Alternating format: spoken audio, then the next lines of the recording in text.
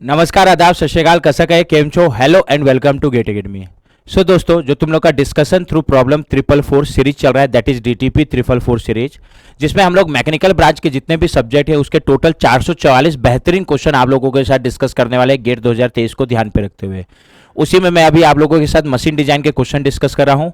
आज machine design का जो डिस्कशन थ्रू प्रॉब्लम 444 सीरीज चल रहा है उसका लेक्चर नंबर 3 है। आज जिस टॉपिक्स के क्वेश्चन डिस्कस करेंगे वो है clutch, brake, bearing and gears, design of spur gears. इन 4 टॉपिक्स के हम लोग 10 बेहतरीन क्वेश्चन डिस्कस करने वाले हैं। तो डिस्कशन स्टार्ट करते हैं। स्टार्ट करने से पहले ये सेशन को जितना हो सके ज्यादा से ज्यादा शेयर करो। तो चलो फिर स्टार्ट करते हैं। ये मेरा छोटा सा इंट्रोडक्शन। जैसा कि सब जानते हो, मेरा नाम रामानंद बंसल, आपका आरबी सर। मैंने 2014 में गेट क्रैक किया था विथ ऑल इंडिया रैंक 70। उसके बाद मेरा selection IOCL, HPCL and BARC में हुआ था। फाइनली मैंने आईओसीएल ज्वाइन किया as operation officer in Hazira terminal Surat. वहां 1 साल काम करने के बाद मैंने जॉब से क्विट किया और उसके बाद से ही लगातार मैं गेट डीएससी के लिए पढ़ा रहा हूं। तो चलो फिर बिना देरी किए सेशन स्टार्ट करते हैं। स्टार्ट करने से पहले वापस तुम लोग सबसे रिक्वेस्ट है कि सेशन को जितना हो सके ज्यादा से ज्यादा क्या करो, शेयर करो। तो अब सेशन हम लोग स्टार्ट कर रहे हैं। पहले हम लोग जो क्वेश्चंस डिस्कस करेंगे, आज क्या क्या टॉपिक डिस्कस करने वाले हैं, क्लच, ब्रेक, बियरिंग एंड इस डिजाइन ऑफ गियर, जिसमें हम लोग पहले डिजाइन ऑफ क्लच के क्वेश्चन डिस्कस करेंगे। तो ये डिजाइन ऑफ क्लच का पहला क्वेश्चन है। क्या बोल रहा है इस क्वेश्चन में, the inner and outer diameter of a single plate friction clutch with both side effective. कभी भी अगर मेरे को क्लच में बोथ साइड इफेक्टिव लिखा है, मतलब उसमें number of pair of contacting surfaces 2 होगा। तो क्वेश्चन में क्या दिया है, inner and outer diameter of single friction plate clutch with both side effective. Both side effective मतलब इस क्लच में number of pair of contacting surfaces कितना होगा, 2। ठीक है। एंड इनर डायमीटर कितना दिया है, 300 mm। तो इनर डायमीटर 300 mm है, तो हम लोग रेडियस, इनर रेडियस लिखेंगे तो कितना होगा, 300 डिवाइड बाई 2, यानी कितना mm, 150 mm। And outer diameter कितना दिया है, 500 mm। अगर आउटर डायमीटर 500 mm है तो outer radius that is R naught कितना होगा, 500 डिवाइड बाई 2 कितना mm, 250 mm। अच्छा क्वेश्चन है ये। अब pressure distribution across friction lining, generally तुम लोग क्लच में केवल यूनिफॉर्म प्रेशर थ्योरी और वियर थ्योरी का फॉर्मूला रख लेते हो और टॉर्क और एक्सेल फोर्स जो भी निकालने बोलता है निकाल देते हो। बट यहां पर मेरे को यूनिफॉर्म प्रेशर या वियर थ्योरी बोलने की बजाय प्रेशर का distribution as a function of R दे दिया है। और अगर प्रेशर का distribution as a function of R दिया तो मेरे को कोई भी थ्योरी का भी जरूरत नहीं है, क्योंकि pressure as a function of R दिया तो हम लोग इंटीग्रेट करके क्वेश्चन को सॉल्व कर लेंगे। और मैं इंटीग्रेशन के फॉर्म में प्लेट क्लच के लिए फॉर्मूला बताऊंगा, उस फॉर्मूले को इंटीग्रेशन के फॉर्मेट में याद रखना। ठीक है। तो कभी भी कोई भी क्लच का क्वेश्चन आएगा प्लेट क्लच का जिसमें pressure as a function of R दिया होगा तो क्वेश्चन इजीली सॉल्व हो जाएगा। ठीक है। क्या दिया है, pressure as a function of R, P equal to K by R square. एक तो इससे ये भी लिंक कर सकते हो कि आर बढ़ेगा, आर ज्यादा होगा तो प्रेशर कम होगा, या आर कम होगा तो प्रेशर ज्यादा होगा। और के यहाँ एक कांस्टेंट है, जहां प्रेशर P मेगा पास्कल में, यूनिट बता दिया, तो यहां प्रेशर P मेगा पास्कल में होगा, उसके लिए आर किस में पुट करोगे, mm में। तो यहां आर mm में पुट करोगे तो pressure mega pascal, mega pascal यानी न्यूटन पर mm स्क्वायर में आएगा क्या। और कैलकुलेशन करते समय हम लोग यही यूनिट लेके चलते हैं, फोर्स को न्यूटन में, डायमेंशन को mm में। तो प्रेशर को मेगा पास्कल यानी न्यूटन पर mm स्क्वायर में लेना, उसी में दिया है, बस उसके लिए यहां आर किस में पुट करोगे, mm में। तो आर को मैं mm में ही लेके चल रहा हूं। के कांस्टेंट है। Maximum pressure in the friction lining दिया हुआ है, तो पी मैक्स दिया हुआ है। पहले तो मैक्सिमम प्रेशर कितना दिया है, 1 मेगा पास्कल। अच्छा, इस रिलेशन को देखे बोल सकते हो क्या मैक्सिमम प्रेशर किस रेडियस पे मिलेगा। इस रिलेशन से क्लियर है कि अगर आर बढ़ रहा है तो प्रेशर कम होगा, यानी सबसे ज्यादा प्रेशर आर की मिनिमम वैल्यू पे मिलेगा क्या, और आर की मिनिमम वैल्यू आर आई है क्या। तो मैक्सिमम प्रेशर कब मिलेगा, at R equal to R I बोलू क्या, और आर आई कितना है, 150 mm। तो मेरे को R इक्वल टू 150 mm का प्रेशर दिया एक तरह से। तो हम क्या करेंगे, यहाँ R की जगह 150 और प्रेशर की जगह 1 मेगा पास्कल पुट कर देंगे तो किसकी वैल्यू निकल जाएगी, इस कांस्टेंट K की वैल्यू। क्लियर है। अब क्वेश्चन में क्या पूछ रहा है, torque transmitted by the clutch in kilo newton metre. तो टॉर्क ट्रांसमिट निकालना है, बट उससे पहले ना मैं प्रेशर जो as a function of R दिया है तो यहाँ इस कांस्टेंट K की वैल्यू निकाल लेता हूँ, फिर मैं फॉर्मूला बताऊंगा इंटीग्रेशन के फॉर्मेट में क्या होगा। तो क्या हो जाएगा, जब R इक्वल टू 150 तो P equal to 1 mega pascal, तो P की जगह 1 अपॉन K अपॉन R की जगह 150, तो उसका स्क्वायर। तो यहां से क्या निकल जाएगा, कांस्टेंट K। क्लियर है। कितना आ रहा है कांस्टेंट K की वैल्यू, 1 इंटू 150 का स्क्वायर, इट इज कमिंग 22500। और जो भी कांस्टेंट K की वैल्यू है इसको यहां पुट कर दोगे तो प्रेशर का डिस्ट्रीब्यूशन आ जाएगा 22500, और यहां R किस यूनिट में पुट अपॉन आर स्क्वायर, और R किस यूनिट में पुट करना है, mm में। तो प्रेशर किस में आएगा, न्यूटन पर mm स्क्वायर या मेगा पास्कल में। ठीक है। अब कभी भी प्लेट क्लच का क्वेश्चन आता है और उसमें मेरे को अगर प्लेट क्लच के लिए ये फॉर्मूला बाय डिफॉल्ट हमेशा इसको एज ए फॉर्मूला याद रख सकते हो। ठीक है। तो प्लेट क्लच में 2 चीज निकालने आ सकता है या 2 चीज दे सकता है, कभी स्प्रिंग फोर्स दे देगा W ठीक है, तो प्लेट क्लच के लिए पहले तो स्प्रिंग फोर्स या axial force in engaged position, जिसको हम लोग डब्ल्यू से डिनोट करते हैं, and total normal force on the friction lining या प्रेशर फोर्स वो कांस्टेंट होता है, मतलब सॉरी वो दोनों बराबर होता है, यानी स्प्रिंग फोर्स बोले या टोटल प्रेशर फोर्स बोले प्लेट क्लच में दोनों बराबर होगा। और इसको निकालने का फॉर्मूला होता है इंटीग्रेशन के फॉर्म में, integration P into two pi R D are. में इसके डेरिवेशन में नहीं जा रहा है, इसको एज ए फॉर्मूला याद रखोगे, आर आई से आर नोट, जहां P प्रेशर का डिस्ट्रीब्यूशन है। ठीक है, अगर मेरे को प्रेशर का distribution as a function of R दिया तो डिस्ट्रीब्यूशन यूज करोगे, अदरवाइज थ्योरी बताया होता है यूनिफॉर्म प्रेशर थ्योरी या यूनिफॉर्म वियर थ्योरी, उसके लिए तो फॉर्मूला तुम लोग को याद रहता है, उसके लिए भी मैं फॉर्मूला लिख दूंगा। ठीक है, ये हो जाएगा। बट अगर मेरे को pressure as a function of R दिया तो बस इंटीग्रेट करके निकाल लोगे। क्लियर, किसी को दिक्कत? तो ये टोटल एक्सेल फोर्स हो गया। क्या इसको ऐसे लिखते हैं, प्रेशर इंटू स्ट्रिप का एरिया, स्ट्रिप का एरिया याद रखो 2 पाई आर डी आर, और इंटीग्रेट कर दोगे आर आई से आर नोट। ये टोटल प्रेशर फोर्स है और वही स्प्रिंग फोर्स के बराबर होगा। ठीक है, ये हो गया। दूसरा, अगर कभी भी टॉर्क ट्रांसमिटेड निकालने आता है तो वो इंटीग्रेशन के फॉर्म में क्या है, आर आई से आर नोट ही इंटीग्रेट करोगे। जैसे प्रेशर फोर्स कितना है स्ट्रिप पे, जैसे ये स्ट्रिप का प्रेशर फोर्स है ना, कितना, P into two pi R D are फ्रिक्स। ठीक है, तो फ्रिक्शन फोर्स क्या होगा, इंटू म्यू मल्टीप्लाई करोगे, तो टॉर्क क्या होगा, एक बार और आर मल्टीप्लाई कर दोगे और इसको इंटीग्रेट कर दोगे, तो टोटल टॉर्क ट्रांसमिटेड हो जाएगा एक पेयर ऑफ कॉन्टेक्टिंग सरफेस के साथ।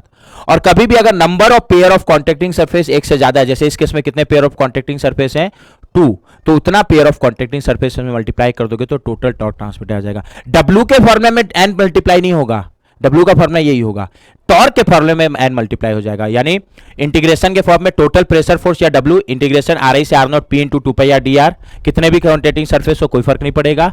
बट टॉर्क का फॉर्मूला क्या होगा, number of pair of contacting surface into integration R I से R naught mu into P into two pi R square D R. Clear point, clear. और इसी का formula uniform pressure और wear theory के लिए याद रख सकते हो, बट अभी वो थ्योरी नहीं यूज करना है। यूनिफॉर्म प्रेशर थ्योरी के लिए डब्ल्यू का फॉर्मूला क्या होता है, P into pi R not square minus R square. Pressure मतलब प्रेशर को कांस्टेंट मान लेते हैं तो उसको बाहर निकाल देते हैं, तो इंटीग्रेट करके भी निकाल सकते हो। यूनिफॉर्म प्रेशर थ्योरी के लिए टॉर्क का फॉर्मूला क्या आता है, mu into W into 2/3 R not cube minus R I cube upon R not square minus R I square.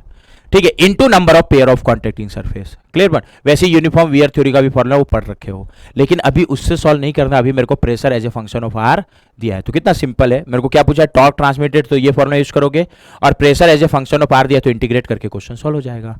तो क्या आ जाएगा, मेरे को टोटल टॉर्क ट्रांसमिटेड पूछा है, तो क्या होगा, N into integration R I से R naught P into mu P into two pi R square D R. क्या आ जाएगा, T. Number of pair of contacting surface कितना है, 2, क्योंकि बोथ साइड इफेक्टिव बोला है। ठीक है, म्यू कोफिशिएंट ऑफ फ्रिक्शन वो कांस्टेंट है, वो क्वेश्चन में दिया होगा। ठीक है, coefficient of friction between the friction lining कितना दिया है, ध्यान देना, ये दिया हुआ है कितना, 0.25। तो coefficient of friction between the contacting surface कितना है, 0.25। Pressure as a function of R निकाल चुके हो, क्या है, 22500 अपॉन आर स्क्वायर है क्या, so 22500 upon R square into 2 pi R square D R. तो यहाँ क्या हो रहा है सर, ये आर स्क्वायर कैंसिल हो जा रहा है, और जो कांस्टेंट है वो और लिमिट आर आई से आर नॉट तक। इनर रेडियस और आउटर रेडियस पता है सर, इनर रेडियस कितना है 150 mm, आउटर रेडियस कितना है 250। फोर्स को न्यूटन में, डायमेंशन को mm में ले रहा हूँ। ठीक है, तो इनर रेडियस कितना है 150 mm से आउटर रेडियस कितना है 250। अब इसके आगे पूरा मैथमेटिक्स है, 2 कांस्टेंट है बाहर आ जाएगा, 0.25 कांस्टेंट इंटीग्रेशन से बाहर आ जाएगा, 22500 कांस्टेंट इंटीग्रेशन से बाहर आ जाएगा, 2 पाई भी कांस्टेंट है, ये इंटीग्रेशन से बाहर आ जाएगा। और क्या बचेगा, आर स्क्वायर कट गया तो केवल डी आर बचेगा क्या, और डी आर का इंटीग्रेशन आर होगा, मैं डायरेक्ट पुट कर रहा हूं, आर में अपर लिमिट पुट करोगे तो 250 माइनस लोअर लिमिट पुट करोगे तो 150। ये तो कैलकुलेशन है, ये तो करना आना चाहिए अपने को। ठीक है, तो यहाँ क्या निकल जाएगा, टोटल टॉर्क ट्रांसमिटेड कितना इजिली निकल गया। ठीक है, 2 इंटू 0.25 इंटू 2250 है ना, कैलकुलेशन में ध्यान देना, 22500 into 2 into pi into 250 minus 150, how much it is coming, 7068583.471। और चूंकि फोर्स को न्यूटन में, डायमेंशन को mm में लिया, तो ये किस यूनिट पे आएगा, न्यूटन mm में। कैलकुलेशन एक बार और चेक कर लेना, 0.25 into 22500 into 2 into pi into 250 minus 150, 0.25 into 2, हाँ यही आएगा 706858.47 न्यूटन एमएम। अच्छा क्वेश्चन में किस यूनिट में निकालने बोला है, किलो न्यूटन मीटर में। तो एक तो न्यूटन को किलो न्यूटन में कन्वर्ट करोगे तो डिवाइड बाय 1000 करोगे क्या, हाँ। अच्छा एमएम को मीटर में कन्वर्ट करोगे तो उसके लिए भी डिवाइड बाय 1000 करना पड़ेगा क्या, तो अल्टीमेटली ओवरऑल डिवाइड बाय 10⁻6 हो जाएगा। तो इसको किलो न्यूटन मीटर में कन्वर्ट करोगे तो कितना आ रहा है 7.0685 किलो न्यूटन मीटर। तो total torque transmitted in kilo newton metre is 7.0685 kilo newton metre. और क्वेश्चन में इसी यूनिट पे पूछा है, क्या हो गया आंसर, किलो न्यूटन मीटर में 7.0685। क्लियर, तो ये हम लोग का फर्स्ट क्वेश्चन था। क्लियर है। इसी में होमवर्क है कि अगर मेरे को प्रेशर का डिस्ट्रीब्यूशन नहीं दिया होता, यूनिफॉर्म प्रेशर थ्योरी से और यूनिफॉर्म वियर थ्योरी से टॉर्क ट्रांसमिटेड पूछता तो कितना आता। ठीक है, प्लेट क्लच के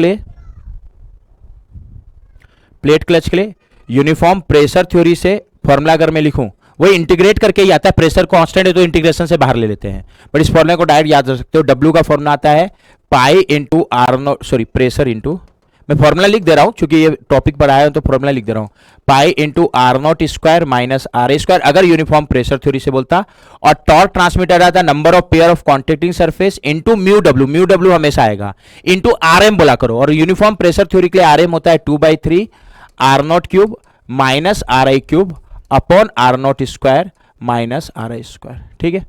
दूसरा यूनिफॉर्म वियर थ्योरी में हम लोग ये रिलेशन मान के चलते हैं, प्रेशर और उसके बीच P equal to C by R, C जहां एक कांस्टेंट है, जैसे अभी के बाई आर स्क्वायर दिया था ना, ये P equal to K by are या सी बाई आर बोल दो, या पी इंटू आर कांस्टेंट होगा। और मैक्सिमम प्रेशर दिया यानी इनर रेडियस का, तो सी निकल जाएगा क्या, तो सी निकाल लेना।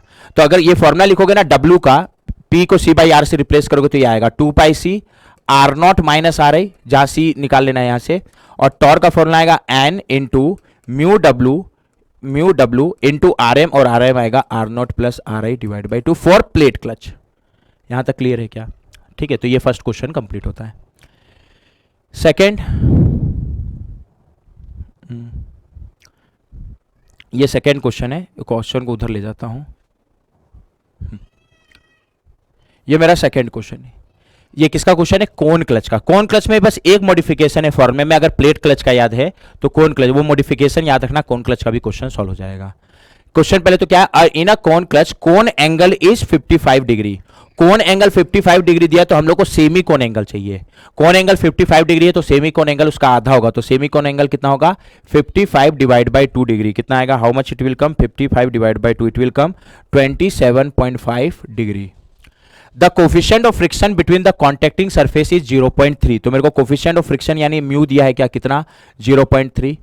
The outer and inner diameter of the clutch, outer diameter कितना दिया 400 mm, सॉरी, तो आउटर डायमीटर 400 mm है, तो आउटर रेडियस कितना हो जाएगा उसका आधा, यानी कितना 200 mm। Yes sir. Similarly inner diameter 300 mm, तो इनर रेडियस उसको आर आई से डिनोट करूं तो 300 का हाफ कितना होगा 150 mm। ऐसे गिवन डाटा लिख लिया करो। मेरे को स्प्रिंग फोर्स जो लग रहा है, स्प्रिंग फोर्स को हम लोग W से डिनोट करेंगे, स्प्रिंग फोर्स W वो कितना होगा 10,000 न्यूटन। तो मेरे को टॉर्क ट्रांसमिट पूछा एक बार यूनिफॉर्म प्रेशर थ्योरी से, ये MSQ है ना, यहां लिखा नहीं है, ये MSQ यानी मल्टीपल सेलेक्ट क्वेश्चन है, ये मैं बता दिया ना MSQ, मतलब एक से ज्यादा ऑप्शन करेक्ट हो सकता है, तो चारों ऑप्शन में ध्यान दोगे। तो ए और बी में टॉर्क ट्रांसमिट पूछा यूनिफॉर्म प्रेशर थ्योरी से, और बी सी और डी में टॉर्क ट्रांसमिट बोला यूनिफॉर्म वियर थ्योरी से। और चूंकि MSQ तो एक से ज्यादा ऑप्शन करेक्ट हो सकता है, तो मेरे को यूनिफॉर्म प्रेशर और वियर दोनों से टॉर्क ट्रांसमिट निकाल के मैच करना पड़ेगा आंसर। ठीक है, तो अल्टीमेटली मेरे को यूनिफॉर्म प्रेशर और वियर थ्योरी से टॉर्क ट्रांसमिट निकालना है। ठीक है, कोन क्लच के लिए बस फॉर्मूले में क्या अंतर आएगा, अगर प्लेट क्लच के लिए फॉर्मूला याद रखे हो, कोन क्लच में जो मेरा फ्रिक्शन लाइनिंग होता है ना, जो कॉन्टेक्ट पूरा कॉन्टेक्टिंग सरफेस नहीं बना रहा हूं, कुछ ऐसा बनेगा। ठीक है, जिसमें हम लोग अगर इसको पीछे ले जाएंगे, ठीक है, तो ये जो एंगल है ये सेमी कोन एंगल होता है 2 अल्फा, और हम लोग का हाफ एंगल का जरूरत है जिसको हम लोग बोलते हैं, सॉरी ये पूरा एंगल कोन एंगल है 2 अल्फा, सेमी कोन एंगल कितना होगा अल्फा। तो कोन क्लच में ना एक तो W का फॉर्मूला वही होगा, यहां ध्यान देना, W बोला हूं, PN नहीं बोला हूं। प्लेट क्लच में W और total pressure force that is PN same था, बट यहां W अलग होगा, W है स्प्रिंग या एक्सेल फोर्स, और PN है total pressure force.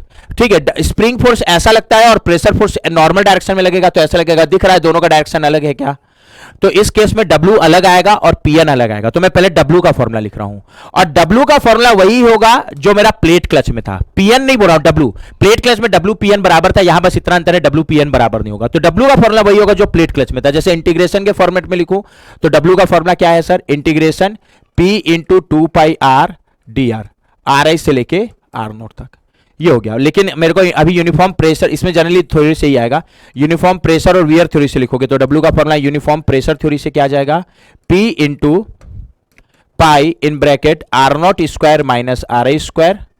Same formula, कोई अंतर नहीं है जो प्लेट क्लच में था, W का फॉर्मूला। इसका लिखते तो क्या था, यूनिफॉर्म वियर थ्योरी से। यूनिफॉर्म वियर थ्योरी में मैं P इंटू आर के प्रोडक्ट को कांस्टेंट मानता हूं, जिसको C से रिप्रेजेंट करते हैं, या P equal to C by R. ठीक है, और यूनिफॉर्म वियर थ्योरी से क्या आएगा, 2 pi C into R naught minus R I. ये W का फॉर्मूला हो गया। तो सर Pn क्या होगा, Pn यहां अलग होगा, और Pn का अगर फॉर्मूला लिखोगे ना तो ये रिलेशन याद रखना, W equal to Pn sine alpha. ठीक है, तो अगर मेरे को Pn टोटल प्रेशर फोर्स पूछा है, जैसे अभी स्प्रिंग फोर्स दिया है मतलब W दिया है, टोटल प्रेशर फोर्स पूछा है या दिया है तो Pn दिया है, और यहाँ W और Pn बराबर नहीं है, W इक्वल टू क्या होता है, Pn साइन अल्फा। इसको अलग से याद रखना। बट जनरली Pn पूछेगा नहीं, मेरे को स्प्रिंग फोर्स देगा तो क्लच टॉर्क ट्रांसमिट पूछेगा, टॉर्क ट्रांसमिट देगा तो स्प्रिंग फोर्स पूछेगा। तो मैं W के टर्म में टॉर्क का फॉर्मूला लिख दे रहा हूं। क्वेश्चन में अगर Pn दिया भी है तो W निकाल सकते हो, टॉर्क का फॉर्मूला W के टर्म में याद रखना। अब W के टर्म में टॉर्क का फॉर्मूला अगर याद रख रहे हो ना ट्रांसमिटेड का, तो बस इतना अंतर आएगा, प्लेट क्लच में जो फॉर्मूला था वही यूज करो, बस उसमें वन, अगर W के टर्म में लिख रहे हो तो थ्योरी का यूज करके बस उसमें साथ में 1 अपॉन साइन अल्फा मल्टीप्लाई कर देना। 1 अपॉन साइन अल्फा टॉर्क के फॉर्मूले में मल्टीप्लाई होगा, W के फॉर्मूले में नहीं होगा। ठीक है, और W और Pn का रिलेशन अलग से याद रखना। तो टॉर्क के फॉर्मूला लिखोगे, अगर मैं यूनिफॉर्म प्रेशर थ्योरी से लिखूं तो प्लेट क्लच के लिए क्या आया था, 2/3 mu W into R M क्या था, 2/3 R not cube minus R I cube upon R not square minus R square. ठीक है, कोन क्लच में हमेशा एक ही पेयर ऑफ कॉन्टेक्टिंग सरफेस होगा, इसलिए n नहीं मल्टीप्लाई किया। खैर n इक्वल टू 1 रख के लिख भी तो सकते हो, तो कोई फर्क नहीं पड़ेगा। साथ में अगर W के टर्म में लिखे हो तो क्या मल्टीप्लाई हो जाएगा, 1 upon sine alpha. W is spring force. जैसे यूनिफॉर्म वियर थ्योरी से प्लेट क्लच के लिए क्या था, mu W into R not plus R I divide by 2, क्या साथ में इंटू n लिखोगे, n की वैल्यू कोन क्लच के 1 इंटू अगर W के टर्म में लिखे हो तो क्या मल्टीप्लाई हो जाएगा, 1 अपॉन साइन अल्फा। खत्म। जैसे अब गिवन डाटा देखो, क्वेश्चन में क्या दिया हुआ है, spring exert axial force of W दिया और टॉर्क ट्रांसमिट पूछा है यूनिफॉर्म प्रेशर और वियर थ्योरी से। सिंपल है, बन जाएगा। तो कौन सा क्लच है, कौन क्लच। तो यूनिफॉर्म प्रेशर थ्योरी से टॉर्क ट्रांसमिट का फॉर्मूला क्या होगा, mu W into R M 2/3 R not cube minus R I cube upon R not square minus R I square, और इंटू W के term में लिखे तो साथ में क्या मल्टीप्लाई होगा, 1 अपॉन साइन अल्फा। सारा चीज दिया, बस पुट करना, निकल जाएगा। क्वेश्चन में क्या दिया है, कोफिशिएंट ऑफ फ्रिक्शन म्यू कितना दिया है, 0.3 इंटू W कितना दिया है सर, 10 ट्रिपल, बस पुट तो करना है, 10 triple 0 newton into 2/3 R nought कितना है, 200, आर आई 150। कैलकुलेशन है कर लेना। सो 200 का क्यूब माइनस 150 का क्यूब अपॉन 200 स्क्वायर माइनस 150 का square into 1 upon sine alpha is 27.5 degree. निकल जाएगा। कितना आएगा, पहले आर एम निकाल लेता हूँ, 200 का क्यूब माइनस 150 का cube divide by 200 square minus 150 का square into 2 divide by 3 into mu 0.3 into W 10 triple 0 divide by sine 27.5। Calculation check कर लेना, it is coming 1144716.873 newton mm। ठीक है, और ऑप्शन में न्यूटन मीटर में दिया तो इसको न्यूटन मीटर में कन्वर्ट करोगे तो 1144.716 न्यूटन मीटर। ठीक है, तो ए और बी में यूनिफॉर्म प्रेशर थ्योरी से पूछा है ना, तो ए बोलता है यूनिफॉर्म प्रेशर थ्योरी 640, गलत है, 1144.76, बी सही है। तो यूनिफॉर्म प्रेशर थ्योरी से बी वाला ऑप्शन सही दिया है।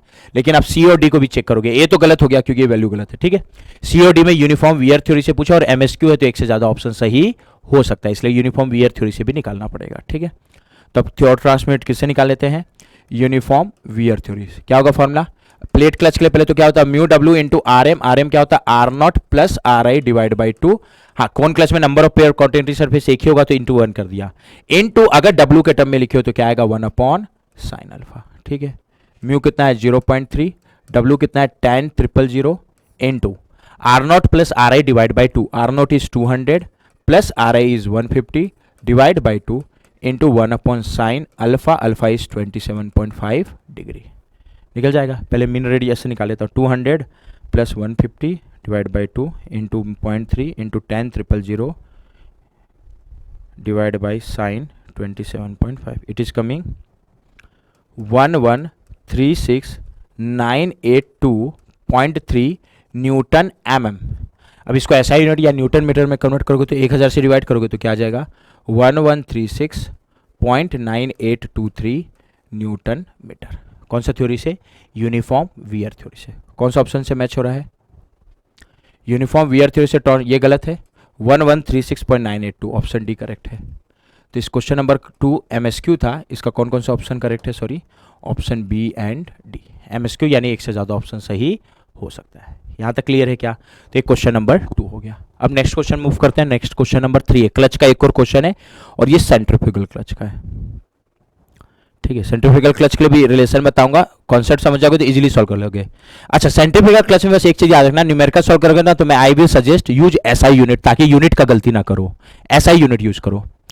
क्वेश्चन क्या दिया? A centrifugal clutch has consisting 4 shoes, number of shoe 4 है, इसको मैं जेड से डिनोट करूंगा। अभी तुम लोग को इसका बताऊंगा कैसे काम करता है तो इजीली समझ में आ जाएगा। Transmitting torque of 400 newton metre, तो टॉर्क ट्रांसमिट दिया है 400 और ऐसा यूनिट पे ही दिया है। एट स्पीड 70 रेडियन पर सेकेंड, तो जो भी एक्चुअल स्पीड में उसको अभी ओमेगा से डिनोट कर रहा हूं, तो इस स्पीड में ये 70 रेडियन पर सेकेंड स्पीड में कितना टॉर्क ट्रांसमिट कर रहा है? तो 400 न्यूटन मीटर। इसको समझाऊंगा मैं। Inner radius of the drum, इसको मैं आरडी से डिनोट करूंगा, इट इज 500 mm, ऐसा यूनिट पे 0.5 मीटर हो जाएगा क्या? Radius of centre of gravity of each shoe at engage position, इसको मैं आरजी से डिनोट करूंगा। सब समझ में आ जाएगा बट एक बार लिख लेता हूं। ये दिया है 200 mm, तो ऐसा यूनिट पे 0.2 मीटर होगा क्या? Speed at which engagement start, ये एक्चुअल स्पीड नहीं, ये वो स्पीड है जब इंगेजमेंट स्टार्ट होगा। मतलब एक्चुअल स्पीड अगर इससे कम होता तो कोई इंगेजमेंट नहीं होता, और इससे ज्यादा है तो इंगेजमेंट होगा। जैसे अभी एक्चुअल स्पीड इससे ज्यादा है ना, तभी तो इंगेजमेंट और टॉर्क ट्रांसमिट हो रहा है।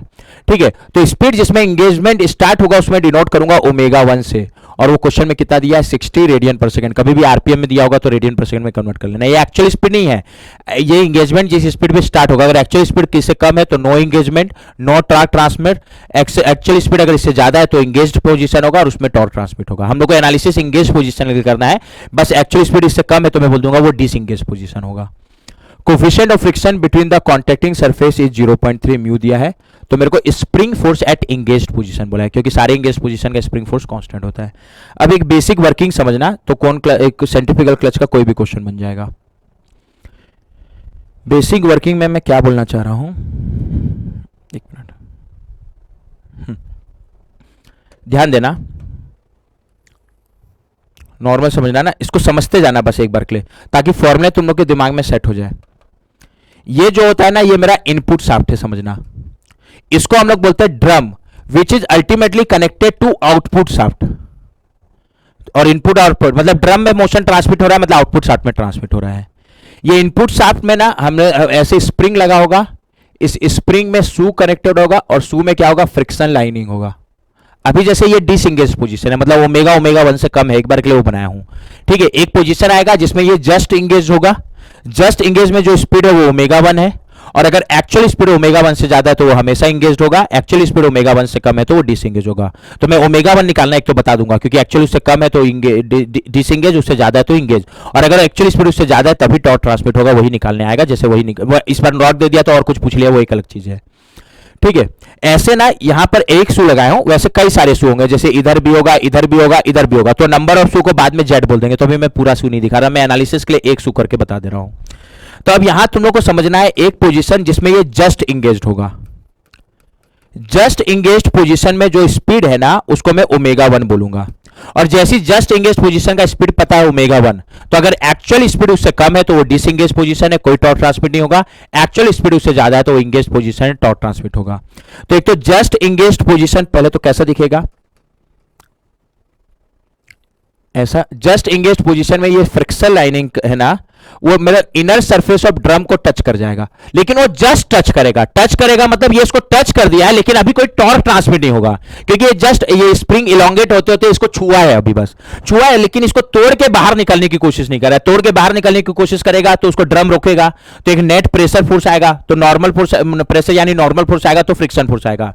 जस्ट इंगेज पोजीशन में ये इस ड्रम को जस्ट टच करेगा, लेकिन यहां कोई नेट फोर्स नहीं आएगा, मतलब इस पोजीशन में नेट फोर्स 0 होगा। जस्ट इंगेज पोजीशन को मैं 1 से डिनोट कर रहा हूं, ध्यान देना।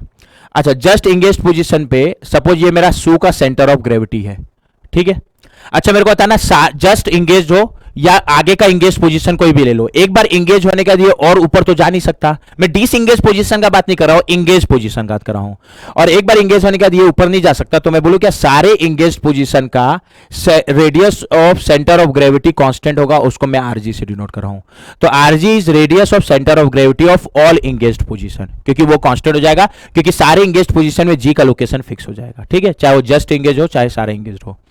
अच्छा, इस जस्ट इंगेज्ड पोजीशन में जो स्प्रिंग फोर्स है ना, उसको मैं डिनोट कर रहा हूं एफ से। ये स्प्रिंग इलोंगेट हुआ है तो स्प्रिंग फोर्स इधर लगेगा। ठीक है, अब इसको मैं FS1 क्यों नहीं लिखा, चाहो तो FS1 लिख दो, लेकिन इस FS1 को मैं FS बोल दूंगा। मेरे को एक चीज ये बताना, चाहे जस्ट इंगेज्ड पोजीशन हो चाहे कोई भी इंगेज्ड पोजीशन हो, इंगेज्ड पोजीशन में आने के बाद ये और ऊपर नहीं जा सकता।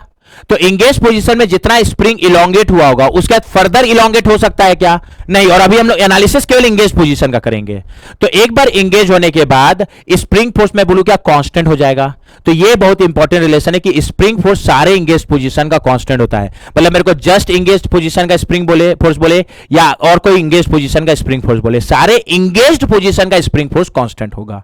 तो मैं क्या बोल सकता हूं, FS1, ये टर्म समझ गया ना तो कभी गलती नहीं होगा। FS1 equal to FS equal to spring force of all engaged position. कई बार ये दे देगा ऑल इंगेज्ड पोजीशन, अगर इंगेज्ड पोजीशन ये अगर मेरे को दे दिया तो जस्ट इंगेज्ड का स्पीड पूछ लेगा, कुछ भी पूछ सकता है। बट FS या FS1 क्या, spring force of all engaged position, ये कांस्टेंट होगा।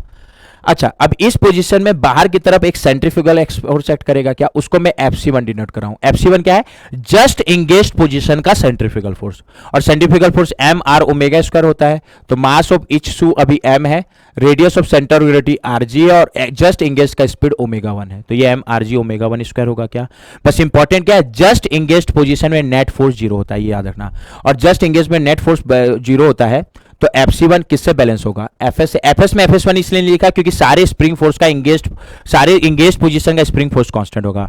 बट सारे इंगेज्ड पोजीशन का स्प्रिंग सेंट्रीफ्यूगल कांस्टेंट नहीं होगा, क्योंकि ओमेगा चेंज तो हो रहा है ना, तो सेंट्रीफ्यूगल फोर्स चेंज होगा। लेकिन जस्ट इंगेज में नेट फोर्स 0 होगा। तो मैं बोल सकता हूं क्या, जस्ट इंगेज का सेंट्रीफ्यूगल सारे इंगेज्ड पोजीशन के स्प्रिंग फोर्स के बराबर होगा। हाँ सर, तो जस्ट इंगेज में नेट फोर्स 0 होता है, और जस्ट इंगेज पोजीशन का सेंट्रीफ्यूगल फोर्स सारे इंगेज पोजीशन के स्प्रिंग फोर्स के बराबर होगा। यानी मैं बोल सकता हूं क्या, FC1 क्या होगा, mrg ओमेगा स्क्वायर। तो अगर मेरे को जस्ट इंगेज का स्पीड दिया है, मास दिया है, तो FC1 निकल जाएगा, और FC1 निकल गया मतलब सारे इंगेज पोजीशन का स्प्रिंग फोर्स निकल गया, क्योंकि जस्ट इंगेज का सेंट्रीफ्यूगल सारे इंगेज पोजीशन के स्प्रिंग फोर्स के बराबर होगा। ठीक है, कई बार मेरे को spring force at the engage position दिया है और जस्ट इंगेज का स्पीड पूछा है, तो FS को FC1 से इक्वेट कर दो। ठीक है, और इस समय नेट फोर्स 0 है, इसलिए कोई भी टॉर्क ट्रांसमिट नहीं होगा, बट ये इंगेज हो चुका है। और यहां से जो ओमेगा बनाएगा, अगर एक्चुअल ओमेगा उससे कम है तो वो डिसएंगेज पोजीशन है, उसमें बस ये बोलना है कि वो डिसएंगेज है और कुछ नहीं करना है। एक्चुअल ओमेगा उससे ज्यादा तो इंगेज पोजीशन है, उसमें टॉर्क ट्रांसमिट होगा।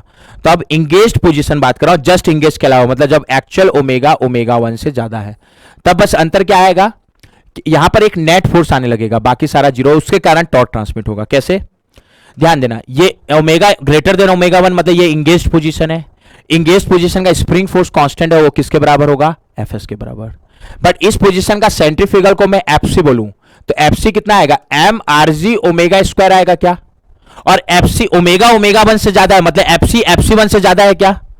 ठीक है, और FC FC1 से ज्यादा है, और FC1 FS के बराबर था क्या। FS सारे इंगेज पोजीशन का स्प्रिंग फोर्स जस्ट इंगेज के सेंट्रीफ्यूगल के बराबर है, यानी FS किसके बराबर है, FC1 के। तो यहां पर FC ज्यादा है FS से, क्योंकि FS is equal to FC1 and FC is and omega is more than omega 1 means FC is more than FS1, that is FC is more than FS। तो यहां पर एक नेट नॉर्मल फोर्स आएगा, ध्यान समझना। बस ये तभी वैलिड है जब ओमेगा 1 से ज्यादा है, तब नेट नॉर्मल फोर्स कितना आएगा, इसको तुम लोग लिख सकते हो FC माइनस FS या FC माइनस FC1, क्योंकि FS मैथमेटिकली FC1 के बराबर है। ठीक है, एक्चुअल में ये FS है, बट सारे इंगेज पोजीशन का स्प्रिंग फोर्स जस्ट इंगेज के सेंट्रीफ्यूगल के बराबर है। ठीक है, ये हो गया। तो तुम लोग निकालोगे FC mrg omega square, FS दिया तो अच्छी बात है, FS नहीं दिया तो जस्ट इंगेज के सेंट्रीफ्यूगल के बराबर, यानी mrg ओमेगा 1 स्क्वायर के बराबर होगा, तो उससे निकल जाएगा। ठीक है, तो यहाँ एक फ्रिक्शन फोर्स आएगा। फ्रिक्शन फोर्स कितना आएगा, ये रिलेशन को समझना, mu into FC minus FS या FSC1, और फ्रिक्शन फोर्स आ गया तो टॉर्क ट्रांसमिट क्या हो गया, mu into FC mrg omega square minus F S सारे इंगेज पोजीशन का spring which is equal to just engage का सेंट्रीफ्यूगल यानी एफ सी वन यानी M R G omega one square into mu coefficient of friction, और torque निकाल रहे हो तो इनटू इसमें मल्टीप्लाई हो जाएगा इनर रेडियस ऑफ ड्रम, क्योंकि फ्रिक्शन फोर्स इस पॉइंट पे आएगा ना, और यहां का radius inner radius of drum के बराबर होगा। लेकिन ये एक सू जितना टॉर्क ट्रांसमिट हो रहा है उतना आएगा, तो ऐसे जितने नंबर ऑफ सू है वो क्वेश्चन में दिया होगा तो इंटू जेड कर दोगे तो क्या आ जाएगा, total torque transmitted. Clear point, ये हो गया। अब एनालिसिस कर सकते हो तुम लोग, एक्चुअल क्वेश्चन को देखना इजिली हो जाएगा। जैसे एक्चुअल क्वेश्चन में ये डाटा दिया हुआ है ना, ठीक है, और मेरे को टॉर्क ट्रांसमिट दिया है तो जाहिर सी बात है एक्चुअल स्पीड दिया और जस्ट इंगेज का स्पीड दिया, तो एक्चुअल स्पीड दिख रहा होगा ओमेगा वन से ज्यादा है क्या, तभी तो टॉर्क ट्रांसमिट हो रहा है। और मेरे को स्प्रिंग क्या पूछा है, spring force at engage position F S, spring force at engage position just engage के सेंट्रीफ्यूगल के बराबर होगा यानी एफ सी वन के, क्या ये जस्ट इंगेज का सेंट्रीफ्यूगल है, और जस्ट इंगेज का सेंट्रीफ्यूगल क्या होता है, M R G omega one square. क्या, तो मेरे को आरजी और ओमेगा वन दिया है तो पहले एम मास निकालना पड़ेगा तभी तो ये निकाल पाओगे। तो मास कैसे निकालोगे, टॉर्क ट्रांसमिटेड दिया है उससे, कैसे, क्या आया रिलेशन टॉर्क ट्रांसमिटेड का, एक्चुअल इंगेज पोजीशन अगर स्पीड ओमेगा ओमेगा वन से ज्यादा है तो टॉर्क ट्रांसमिट होगा, और उसको निकालने का रिलेशन क्या है, पहले net normal force, net normal force क्या होगा, F C minus F S, जहां F C actual centrifugal force है यानी M R G omega square, F S सारे इंगेज पोजीशन के स्प्रिंग फोर्स जो जस्ट इंगेज के सेंट्रीफ्यूगल के बराबर होगा, into mu friction force into R D एक सू से transmitted torque into Z total torque transmitted यानी नंबर ऑफ सू। क्वेश्चन में क्या दिया, यूज ऐसा यूनिट, टॉर्क ट्रांसमिटेड दिया है कितना 400, नंबर ऑफ सू 4 दिया है, चेक कर लेना, ठीक है, म्यू दिया हुआ है कितना 0.3, पहले F C minus F S का डिफरेंस निकाल लेते हैं, into R D radius of drum, radius of drum कितना दिया है सर 500 mm यानी ऐसा यूनिट पे 0.5 मीटर, तो यहां से F C minus F S आ जाएगा, क्या आएगा 400 divide by 4 divide by 0.3 divide by 0.5, it is coming 666.667 newton. ठीक है, अब मास पहले निकालो, एफ सी क्या होगा, F C actual centrifugal force वो क्या होगा M R G omega square, क्योंकि एक्चुअल स्पीड ओमेगा है, एफ एस सारे इंगेज पोजीशन का स्प्रिंग फोर्स है, वो जस्ट इंगेज के सेंट्रीफ्यूगल यानी एफ सी वन के बराबर होगा, और जस्ट इंगेज का सेंट्रीफ्यूगल फोर्स क्या होगा M R G omega one का स्क्वायर, और R G omega omega one दिया तो मास निकल जाएगा, कैसे एफ सी पुट कर दो, ध्यान देना इससे एम आर जी कॉमन निकल जाएगा ना, एफ सी क्या है M R G omega square, तो मैं एम आर जी कॉमन ले लिया, अल्टीमेटली माइनस एफ एस का फॉर्मूला क्या है M R G omega one का स्क्वायर, तो एम आर जी बाहर ले लिया तो ये ओमेगा वन का स्क्वायर बचेगा क्या, इक्वल टू 666.667 न्यूटन। तो यहां से मास ऑफ इच सू निकल जाएगा, कितना आएगा 666.667 divide by R G in bracket omega square minus omega one का स्क्वायर, क्या आएगा 666.667 upon R G radius of centre of gravity of each shoe वो कितना दिया है 200 mm यानी 0.2 मीटर, तो upon 0.2 in bracket omega, omega is 70 square, check कर लेना एक्चुअल स्पीड, हाँ, minus omega one square, omega one is I think 60, yes sir square, तो यहाँ से मास ऑफ इच सू निकल जाएगा क्या, कितना आएगा divide by 0.2 by 70 square minus 60 square, it is coming 2.564 kg। ठीक है, और जैसे ही मास ऑफ इशू निकल गया, क्वेश्चन में क्या पूछा है स्प्रिंग फोर्स सारी इंगेज पोजीशन का, चाहे जस्ट इंगेज का पूछ ले या किसी भी इंगेज पोजीशन का पूछ ले, वो कांस्टेंट होगा, और वो जस्ट इंगेज के सेंट्रीफ्यूगल के बराबर है, यानी वो किसका फॉर्मूला क्या है M R G omega one square. Clear point, तो क्वेश्चन में एम निकल गया 2.564, आर जी 0.2 मीटर है, ओमेगा वन 60 स्क्वायर है, तो ये क्या आ जाएगा जस्ट इंगेज का centrifugal force which is nothing but spring force of all engage position. तो कितना आ रहा है 2.564 इंटू 0.2 इंटू 60 का square, it is coming 1846.08 Newton. तो क्या आ गया जस्ट इंगेज का सेंट्रीफ्यूगल या सारे इंगेज पोजीशन का स्प्रिंग फोर्स कितना 1846.08 न्यूटन, और न्यूटन में ही पूछा है तो 1846.08। क्लियर है, तो ये हम लोग का कौन सा क्वेश्चन हो गया क्वेश्चन नंबर 3। तो क्लच के हम लोग के क्वेश्चन कंप्लीट होते हैं।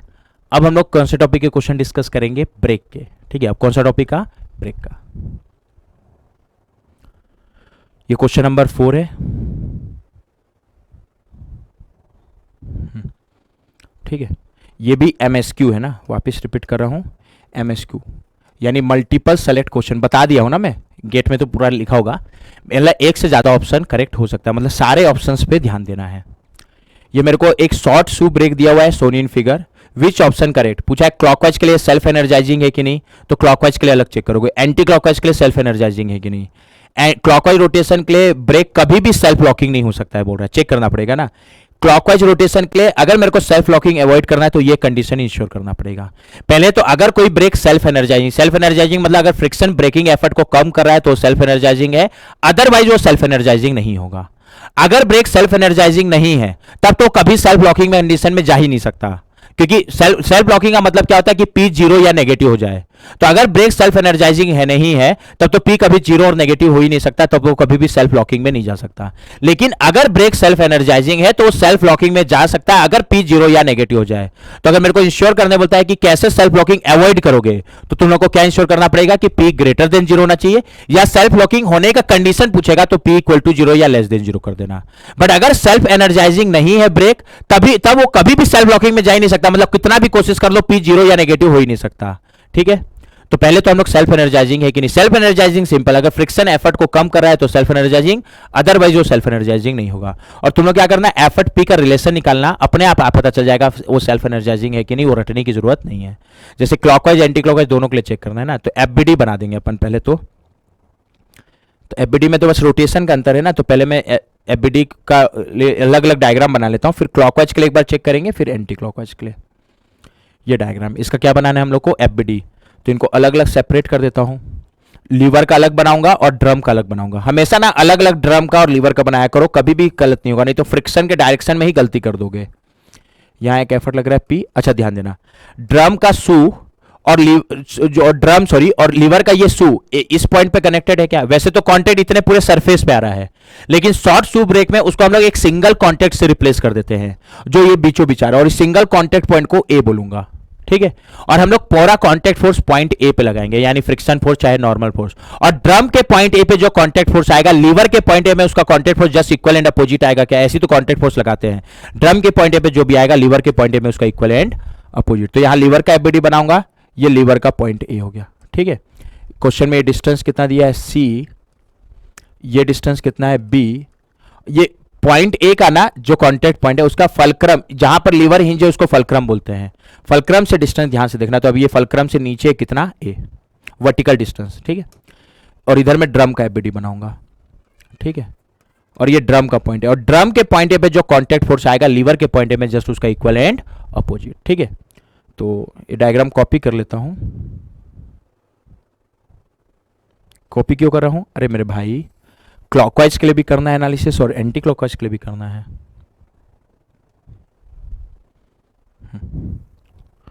तो अभी क्लॉकवाइज के लिए पहले तो सेल्फ एनर्जाइजिंग है कि नहीं चेक करो फॉर क्लॉकवाइज रोटेशन। ठीक है, तो ड्रम कैसा रोटेट हो रहा है, क्लॉकवाइज। अब पहले हमेशा बनाओ ड्रम का एफबीडी, चाहे निकालना कुछ भी हो, पहले हमेशा बनाओ ड्रम का एफबीडी। अब ड्रम के पॉइंट ए पे कांटेक्ट फोर्स कैसे लगाओगे, सबसे पहले लगाओ नॉर्मल फोर्स। तो ध्यान देना, इधर ध्यान देना, लीवर ड्रम को नीचे की तरफ पुश कर रहा है क्या, फोर्स ऐसा लग रहा है, तो लीवर ड्रम को किधर ले जाने की कोशिश कर रहा है, नीचे।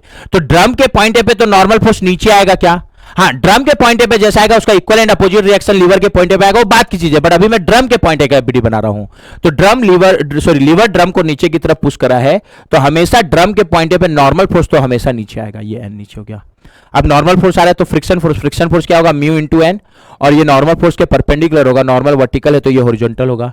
बट इसका सेंस किधर होगा, तो ये ध्यान से बनाना, फ्रिक्शन हमेशा रिलेटिव मोशन के अपोजिट होता है, और रिलेटिव मोशन के अपोजिट हो रहा है तो ड्रम पहले से रोटेट हो रहा है और मेरा लीवर रोटेट नहीं हो रहा था, तो फ्रिक्शन क्या करेगा, या तो ड्रम की वेलोसिटी को कम करने की कोशिश करेगा, फ्रिक्शन का डायरेक्शन ऐसा होगा, या लीवर को ड्रम के डायरेक्शन में ले जाने की कोशिश करेगा।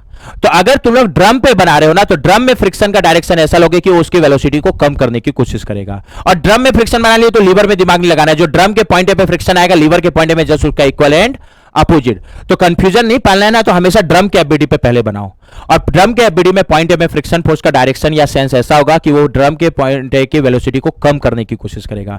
तो अभी ड्रम क्लॉकवाइज रोटेट हो रहा है क्या, तो ये ड्रम के पॉइंट ए को इधर ले जाने की कोशिश कर रहा है, तो फ्रिक्शन उसके अपोजिट यानी इधर रहेगा।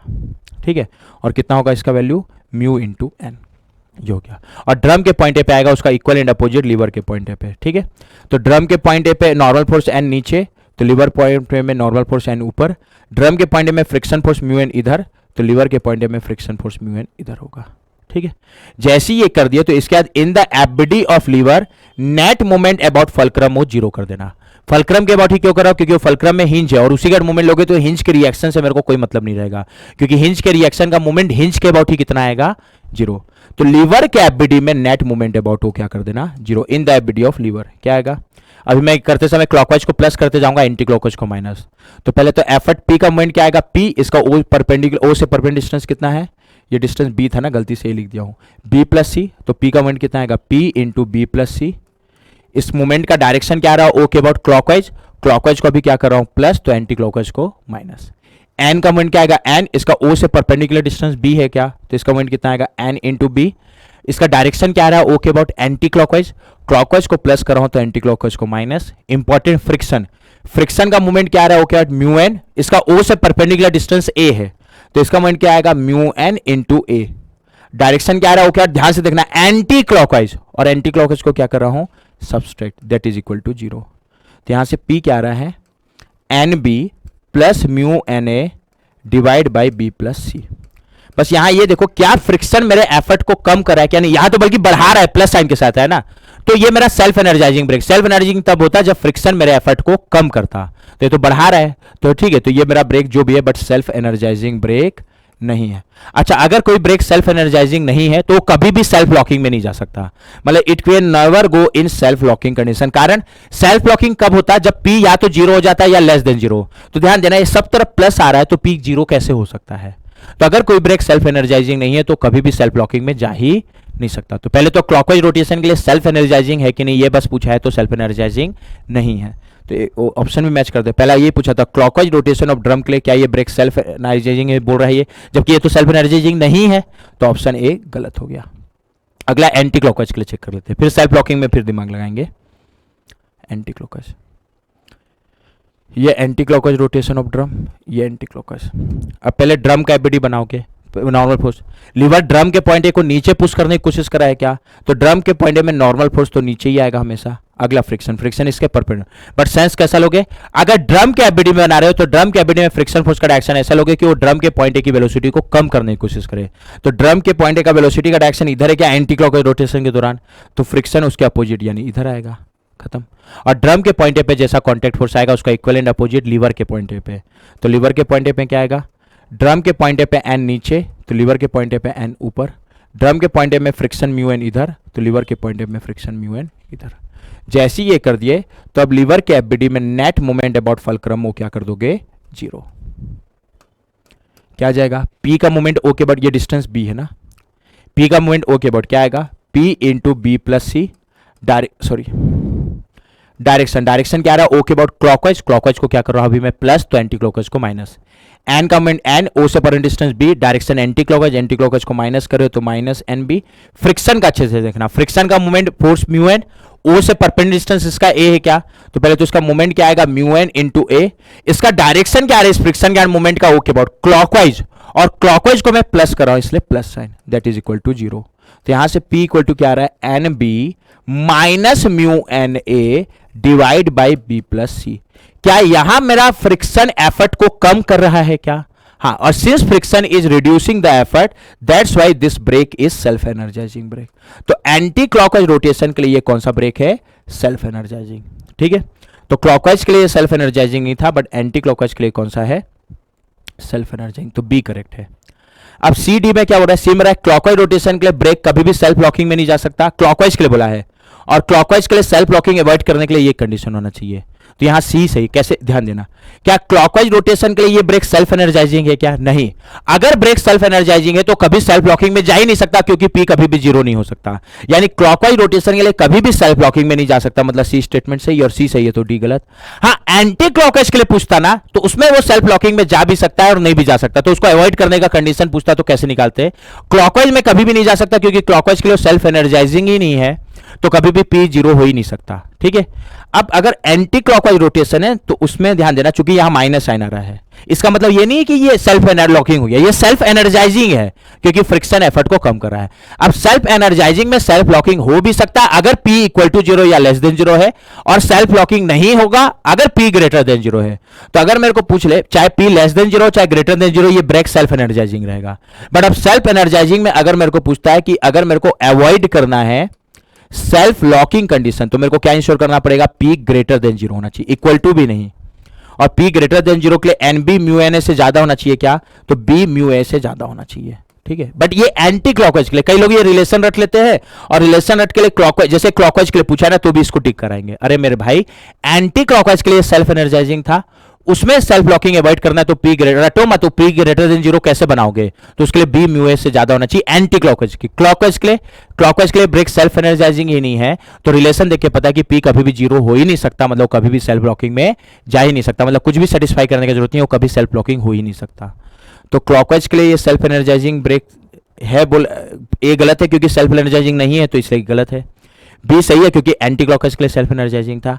सी सही है क्योंकि क्लॉकवाइज रोटेशन के लिए कभी सेल्फ लॉकिंग में जा ही नहीं सकता। डी गलत है क्योंकि क्लॉकवाइज में सेल्फ एनर्जाइजिंग में जा ही नहीं सकता, तो कोई कंडीशन अवॉइड करोगे, कुछ भी सेटिस्फाई करने की जरूरत नहीं है क्योंकि वो कभी भी सेल्फ लॉकिंग में जा ही नहीं सकता। तो इसका करेक्ट आंसर क्या है, बी एंड सी।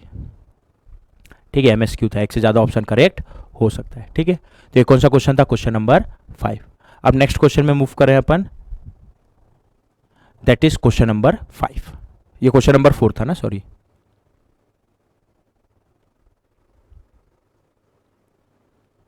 ये भी अच्छा क्वेश्चन है। The band brake consist of a lever attach to one end of the band, the other end of the band is fix, ये एंड फिक्स है, to the ground. The wheel has a radius of the wheel या drum दिया हुआ है 200 mm, ऐसा unit पे 0.2 metre हो जाएगा। एंड रेप एंगल यानी एंगल ऑफ कॉन्टेक्ट दिया हुआ है 270 डिग्री, इसको रेडियन में कन्वर्ट कर देना, रेडियन में कन्वर्ट करोगे तो 3π/2 रेडियन आएगा, क्या वो कर लेना। The braking force apply to the lever is limited to 100 newton, इसकी वैल्यू दी है। Coefficient of friction between the band and wheel is 0.3। तो for anti clockwise rotation of wheel, wheel कैसा रोटेट हो रहा है, एंटी क्लॉकवाइज, तो मेरे को ब्रेकिंग टॉर्क निकालना है। इसमें एफबीडी बना दोगे, बस यहाँ एफबीडी बनाते समय ना बैंड में मेरे को टेंशन पता करना आना चाहिए कि कौन सा साइड टाइट साइड है और कौन सा साइड स्लैक साइड है। जिस साइड का टेंशन ज्यादा है उसको टाइट साइड बोलते हैं, टाइट साइड के टेंशन को मैं T1 से डिनोट करूंगा, जिस साइड का टेंशन कम है उसको स्लैक साइड बोलते हैं, और स्लैक साइड के टेंशन को T2 से डिनोट करूंगा। और T1 T2 में एक रिलेशन है, T1/T2 क्या होता है, e⁻μ थीटा, तो वो सब रिलेशन सबको पता है, बट किस साइड T1 आएगा किस साइड T2 आएगा वो पता करना है। तो ध्यान देना, कभी भी कोई भी बैंड ब्रेक आए ना, इसको अलग से बता देता हूं डब्बे में बंद करके। ठीक है, ये मान लो ड्रम है और ये मेरा बैंड है, बैंड को अगर तोड़ दो और ड्रम वाले पोर्शन पे बैंड को देखोगे ना, मतलब जब ड्रम से मैं बैंड लपेटा हुआ है इस पोर्शन में, लीवर पे नहीं, यहां पर सिंपल ऐसे समझना, इसको यहां से तोड़ दोगे तो यहां पर जो टेंशन का एरो आएगा लीवर के एबीडी में उसका इक्वल एंड अपोजिट आ जाएगा। तो अभी ड्रम में जब बैंड को लपेटा हुआ है और उससे तोड़ रहे हो, तो यहां पर इस डायग्राम में मैं टेंशन देखना बता रहा हूं कि कौन सा साइड टाइट साइड होगा और कौन सा साइड स्लैक साइड। एक बार के लिए मान लो ड्रम कैसा रोटेट हो रहा है, यहां क्लॉकवाइज। ठीक है, वैसे इधर एक और डायग्राम ले लेता हूं, उसमें किधर कैसा रोटेट कर दूंगा, एंटी क्लॉकवाइज।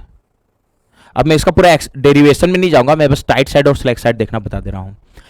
कभी भी ना अगर ये ब्रेक का क्वेश्चन आ रहा है और इसमें तुम लोग को इस बैंड पे ड्रम जब ब्रेन पे लपेटा हुआ है उस एफबीडी पे अगर तुम लोग टाइट साइड और स्लैक साइड पता करो, टाइट साइड के टेंशन को मैं T1 से रिप्रेजेंट करूंगा, स्लैक साइड के टेंशन को T2 से, मेरा स्टैंडर्ड नोटेशन है। तो कैसे किया रोगे ना, ड्रम का रोटेशन देखो ये क्लॉकवाइज है। अब ध्यान देना, जिस पॉइंट का मान लो पहले यहां टेंशन बनाओ, यहां पर ऐसा एरो जो इस पर टेंशन दिखे, टेंशन मतलब इसको खींचना चाहिए, उसके लिए इधर एरो लेना पड़ेगा क्या, वैसे यहां पर ऐसा एरो जो इसको खींचे ऐसा लेना, पहले टेंशन का एरो बना दो। अब मान लो मैं पहले इस साइड का टेंशन का एनालिसिस कर रहा हूं, तो इस साइड का बैंड ड्रम में यहां से बंधना शुरू हुआ है क्या, तो जहां से बंधना शुरू हुआ है उस पॉइंट का वेलोसिटी का डायरेक्शन देखो, ड्रम कैसा रोटेट हो रहा है, एंटी क्लॉकवाइज, तो इस पॉइंट का वेलोसिटी का डायरेक्शन इधर होगा क्या, हाँ सर। अच्छा, वेलोसिटी का डायरेक्शन इस टेंशन के एरो के जो बैंड पे आया है, जो बैंड ड्रम पे लपेटा हुआ है उसमें टेंशन का एरो वेलोसिटी के डायरेक्शन में है कि वेलोसिटी के अपोजिट, सर वेलोसिटी के अपोजिट। तो अगर ये टेंशन का एरो वेलोसिटी के अपोजिट है तो वो टाइट साइड होगा, टाइट साइड मतलब यहाँ का टेंशन क्या होगा T1। अच्छा ये टाइट साइड है तो ये कौन सा साइड होगा, स्लैक साइड। मतलब टेंशन का एरो इस एफबीडी में अगर वेलोसिटी के डायरेक्शन में, वेलोसिटी के अपोजिट है तो टाइट साइड, यानी वेलोसिटी के डायरेक्शन में है तो स्लैक साइड। सिंपल। जैसे अगर पहले इधर एनालिसिस करते हैं तो ये टेंशन इस साइड का वेलोसिटी क्लॉकवाइज के लिए इधर आता, क्या है ये टेंशन का एरो वेलोसिटी के डायरेक्शन में है क्या, मतलब ये स्लैक साइड होगा। तो ये T2 और ये स्लैक साइड तो दूसरा साइड टाइट साइड। एक साइड पता चल गया तो दूसरा अपने आप उल्टा हो जाएगा ना, टाइट साइड पता चल गया तो दूसरा स्लैक साइड, स्लैक पता चल गया तो दूसरा टाइट। जैसे यहां देखोगे यहाँ ड्रम एंटी क्लॉकवाइज रोटेट है, पहले तो दोनों तरफ ऐसा रो जो इसको खींचे तो इधर टेंशन ऐसा लोगे, इधर टेंशन ऐसा। उसके बाद मान लो मैं इस साइड को पहले देख रहा हूं तो इस साइड से, इस साइड का बेंड यहां से लपेटना शुरू हुआ है तो इस पॉइंट की वेलोसिटी का डायरेक्शन देखो कैसा रोटेट हो रहा है, एंटी क्लॉकवाइज। तो इस पॉइंट की वेलोसिटी डायरेक्शन इधर होगा क्या, तो टेंशन वेलोसिटी के डायरेक्शन में आ रहा है क्या, हाँ सर। मतलब ये कौन सा साइड होगा, स्लैक साइड। स्लैक साइड मतलब इधर का टेंशन क्या होगा T2 और इधर का टेंशन T2, तो ये कौन सा साइड होगा, टाइट साइड यानी T1। ये देखना आना चाहिए। क्लियर, किसी को भी दिक्कत, ठीक है। तो अब इधर ध्यान देना, इसमें एफबीडी पहले बना दो। ड्रम कैसा रोटेट हो रहा है, एंटी क्लॉकवाइज, ये इंपॉर्टेंट है, ठीक है। और टाइट साइड का टेंशन T1 और स्लैक साइड का टेंशन T2 की रिलेशन क्या है, T1 by T2 equal to E to the power mu theta. हाँ, दो रिलेशन इंपॉर्टेंट है वो लिख दे रहा हूं। T1 बाई T2 क्या होता है, E to the power mu theta, एक रिलेशन ये इंपॉर्टेंट है। सेकेंड, बैंड ब्रेक में ब्रेकिंग टॉर्क का हमेशा ये फॉर्मुला होगा, तो इसको ऐसे फॉर्मुला याद सकते हो, T1 माइनस T2, जहां T1 टाइट साइड का टेंशन है, T2 स्लैक साइड का टेंशन, इनटू इफेक्टिव रेडियस। ये इफेक्टिव रेडियस क्या है बता रहा हूं, RE। RE क्या होगा मेरा, रेडियस ऑफ द ड्रम या wheel plus thickness of the band divide by 2। मतलब RE क्या होगा, T1 minus T2 into RE, RE radius of the drum plus thickness of the band divide by 2। हाँ, अगर thickness of the band नहीं दिया है तो RE को लगभग किसके बराबर ले लोगे, R, क्योंकि thickness of the band R के कंपेयर में बहुत ज्यादा क्या होगा, कम, तब इसको लगभग R के बराबर ले लोगे, ठीक है। तो ये हो गया। जैसे ब्रेकिंग टॉर्क पूछा है तो T1 T2 निकल जाएगा, R दिया है तो निकल जाएगा, ठीक है। तो यहां एफबीडी बना लो, क्या आएगा, ब्रेकिंग टॉर्क के लिए T1 T2 निकाल। तो इस लीवर का ड्रम कैसा रोटेट हो रहा है, एंटी क्लॉकवाइज, वो इंपॉर्टेंट है ना।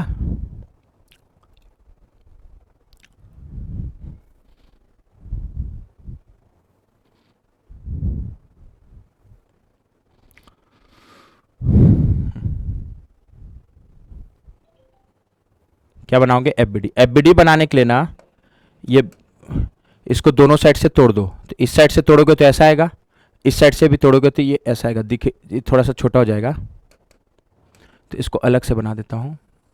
ये व्हील है, कुछ ऐसा बनेगा ना, ठीक है।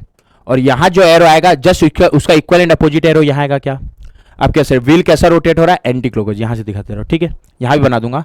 तो इस साइड टेंशन दिखाना है तो ऐसा एरो जो इसको खींचे इधर आना चाहिए, इस साइड का टेंशन दिखाने के लिए ऐसा एरो, अभी जो बैंड ड्रम पे लपेटा हुआ है उसमें देख रहा हूं तोड़ने के बाद ऐसा। हाँ, यहां जैसा एरो आएगा उसका इक्वल एंड अपोजिट यहां आएगा क्या, हाँ सर।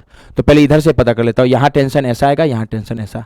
अब कौन सा साइड टाइट साइड है, कौन सा साइड स्लैक साइड है, और डिपेंड करेगा ड्रम के रोटेशन में। ड्रम कैसा रोटेट हो रहा है, एंटी क्लॉकवाइज।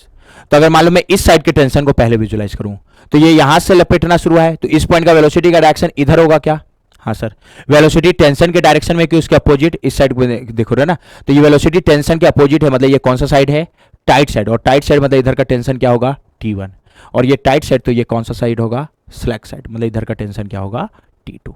क्लियर पॉइंट, तो ये आ गया। तो ये टाइट साइड है T1 और ये स्लैक साइड है T2। अब ध्यान देना, जो यहां का टेंशन है ये ड्रम के एफबीडी में देखो जस्ट उसका इक्वल एंड अपोजिट यहां होगा, तो ये T1 है तो ये भी क्या होगा, T1, ठीक है।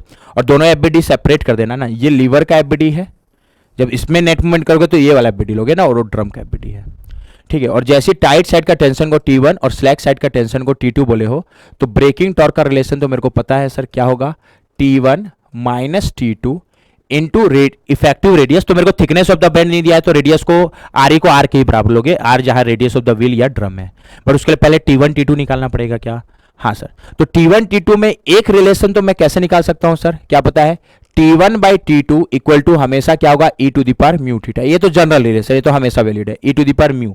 म्यू क्या है, कोफिशिएंट ऑफ फ्रिक्शन, जो कितना है 0.3। थीटा क्या है, एंगल ऑफ कांटेक्ट, रेडियन में पुट करोगे विच इज 3π/2। तो यहां से T1 T2 में एक रिलेशन आ जाएगा, क्या आएगा, T1 equal to E to the power 0.3 into 3π divide by 2। यार F T1 equal to 4.1112 T2। एक बार कैलकुलेशन चेक कर लेना।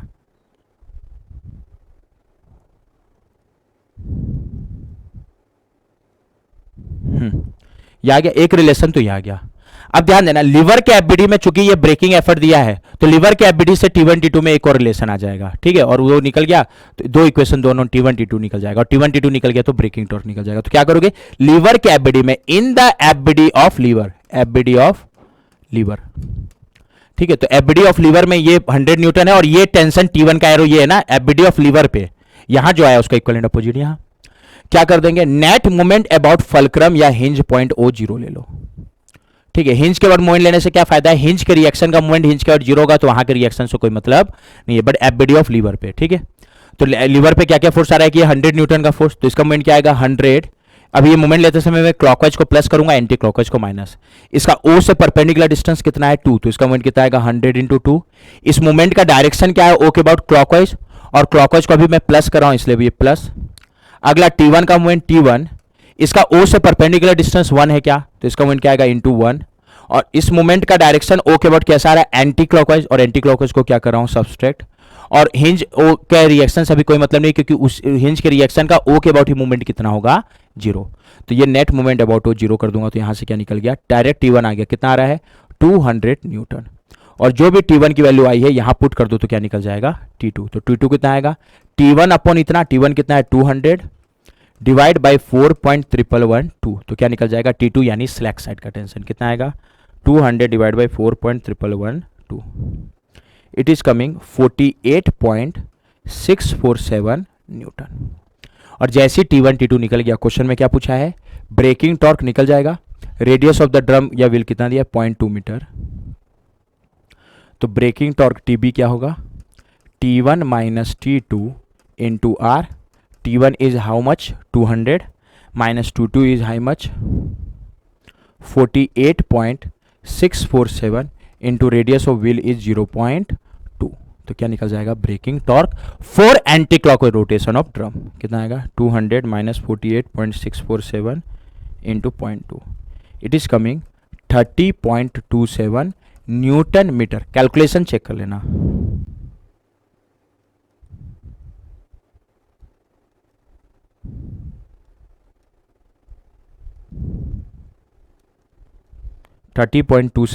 Newton metre. क्वेश्चन में ब्रेकिंग टॉर्क पूछा है न्यूटन मीटर में ही, तो कितना आएगा 30.27, ठीक है।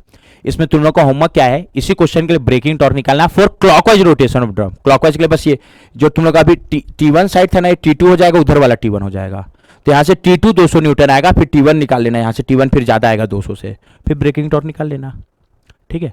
तो ये हो गया क्वेश्चन। एक क्वेश्चन और डिस्कस करेंगे अपन, ये बहुत अच्छा क्वेश्चन है, इस क्वेश्चन में थोड़ा एप्टीट्यूड भी लगेगा।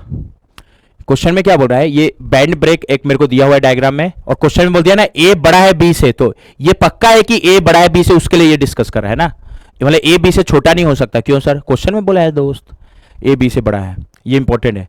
Coefficient of friction between the contacting surface is mu, angle of wrap या angle of contact is theta, if drum is rotating anti clockwise and A is greater than B, वापस बोल दिया है कि उसको पढ़ना मत भूल जाओ तुम लोग, ड्रम कैसा रोटेट हो रहा है anti clockwise.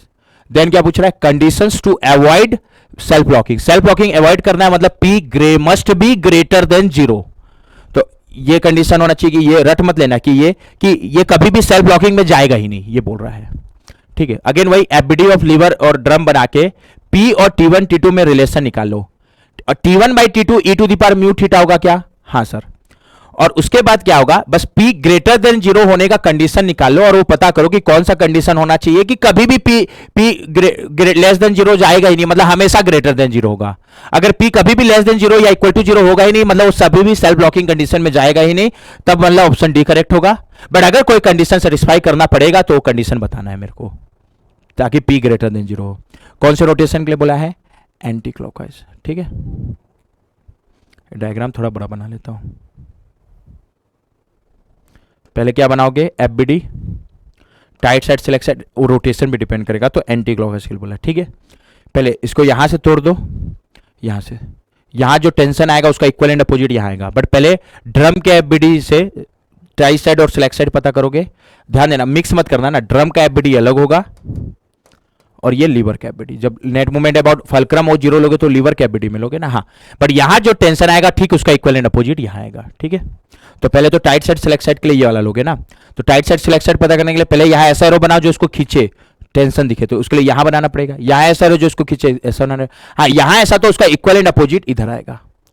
But tight side select side पता करते समय इसको देखोगे, क्योंकि जो बैंड ड्रम पे लपेटा हुआ है उसका यूज करके टाइट साइड सिलेक्ट साइड पता करते हैं ना। तो कैसे पता करोगे, अभी ड्रम कैसा रोटेट हो रहा है, एंटी क्लॉकवाइज। मान लो मैं पहले इस साइड को देख रहा हूं, तो ये वाला ड्रम का बैंड इस पॉइंट से लपेटना शुरू हुआ है, एंटी क्लॉकवाइज के लिए इस पॉइंट का वेलोसिटी का डायरेक्शन ये होगा, तो इस साइड का टेंशन वेलोसिटी के डायरेक्शन में आ रहा है क्या, मतलब ये कौन सा साइड है, स्लैक साइड, और स्लैक साइड मतलब ये कौन सा साइड है, स्लैक साइड, तो इस साइड का टेंशन T2 और इस साइड का T2, तो ये राइट साइड यानी ये T1, खत्म। अब यहां जो टेंशन है उसका इक्विवेलेंट अपोजिट इधर होगा, तो ये T2 तो ये भी क्या होगा T2, ये T1 तो ये भी क्या होगा T1। अब एफबीडी ऑफ लीवर पे net moment about O zero ले लोगे तो P T1 T2 में रिलेशन आ जाएगा। तो in the FBD of lever, in FBD of lever net movement about fulcrum O zero, ध्यान रखना A is greater than B है ना, ठीक है। क्या क्या आ जाएगा, मैं क्लॉकवाइज को प्लस करते जाता है, एंटी क्लॉकवाइज को माइनस, तो क्या आ जाएगा, P का मूवमेंट O के अबाउट क्या होगा, P इसका O से परपेंडिकुलर डिस्टेंस C है, तो P इंटू सी, डायरेक्शन क्या आएगा क्लॉकवाइज, हाँ सर, क्लॉकवाइज को एक बार के लिए प्लस कर देता हूं, तो एंटी क्लॉकवाइज को क्या करोगे माइनस। अगला ये T2 का मूवमेंट हो गया, क्या आएगा T2, इसका O से परपेंडिकुलर डिस्टेंस कितना है B, इसका मूवमेंट का डायरेक्शन O के और क्या है क्लॉकवाइज, क्लॉकवाइज को क्या कर रहा हूं मैं प्लस। अगला T1 का मूवमेंट हो गया, क्या आएगा T1, इसका O से परपेंडिकुलर डिस्टेंस कितना है A, तो T1 इंटू A, इसका मूवमेंट का डायरेक्शन क्या है O के और एंटी क्लॉकवाइज, और एंटी क्लॉकवाइज, क्लॉकवाइज को प्लस क्या होता है एंटी क्लॉकवाइज को minus, that is equal to zero, ठीक है। तो यहां से P इक्वल टू क्या आ जाएगा, प्लस उधर जाएगा तो माइनस, माइनस उधर जाएगा तो प्लस, तो ये आएगा T1A minus T2B upon C, ये आ गया, ठीक है। ये सेल्फ एनर्जाइजिंग ब्रेक है क्योंकि इधर एक तरफ माइनस साइन आ रहा है, ठीक है, बट सेल्फ एनर्जाइजिंग नहीं पूछा, सेल्फ लॉकिंग अवॉइड करने का कंडीशन पूछा है। तो टू अवॉइड सेल्फ लॉकिंग, अच्छा ये ध्यान रखना क्वेश्चन में क्या बोला है, A is greater than B, पहला चीज। तो दूसरा चीज क्या है इंपॉर्टेंट, एक रिलेशन T1 बाई T2 किसके बराबर होगा, e to the power mu theta, क्योंकि उसके टर्म में दिया है, और T1 बाई T2 या e to the power mu theta हमेशा ग्रेटर देन 1 होगा क्या, क्यों सर, अरे मेरे भाई T1 T2 से ज्यादा है ना वो हमेशा। अच्छा अब तो मेरे को to avoid self locking condition P must be greater than 0, ये होना चाहिए, इक्वल टू भी नहीं, ग्रेटर देन 0, तो ये हो गया P ग्रेटर देन 0 होने के लिए T1A minus T2B upon C must be greater than 0, C तो उधर जाके 0 हो जाएगा, अल्टीमेटली ये रिलेशन आएगा क्या, T1A must be greater then T2B, यहां से ये आएगा क्या T1 by T2 must be greater than B by A, ध्यान से सुनते जाना, ठीक है। T1 बाई T2 को मैं e to the power mu theta लिख सकता हूं क्या, तो e by mu theta B by A से ज्यादा होना चाहिए, ये रिलेशन सेटिस्फाई होना चाहिए। लेकिन ना अगर A ग्रेटर देन B है, उस केस के लिए कर रहे हैं अपन, तो ये रिलेशन हमेशा ही सेटिस्फाई होगा, ध्यान देना, ध्यान से सुनते जाना, हड़बड़ाना मत। e टू दी पावर जो म्यू थीटा है वो ग्रेटर देन 1 होगा क्या, हाँ सर। अच्छा B से बड़ा है मतलब B A से छोटा, और B A से छोटा मतलब B by A less than 1 होगा क्या। अच्छा ये LHS RHS से ज्यादा होना चाहिए, यही आ रहा है ना, और LHS 1 से बड़ा है और RHS 1 से छोटा है, तो क्या हमेशा LHS RHS से बड़ा होगा क्या, मान लो LHS है 1.1 क्योंकि वो 1 से बड़ा ही होगा, RHS 1 से छोटा ही होगा तो मान लो 0.9 है, कोई भी एक वैल्यू ले लो, तो 1.9 से बड़ा होना चाहिए, लेकिन वो हमेशा बड़ा होगा क्योंकि LHS RHS से बड़ा होना चाहिए। अब LHS 1 से बड़ा है और RHS 1 से छोटा है, तो हमेशा ही LHS RHS से क्या होगा बड़ा, या सिंपल ऐसे देख सकते हो कि क्या रिलेशन आया, e to the power mu theta upon B by A must be greater than 1 होना चाहिए, हाँ सर।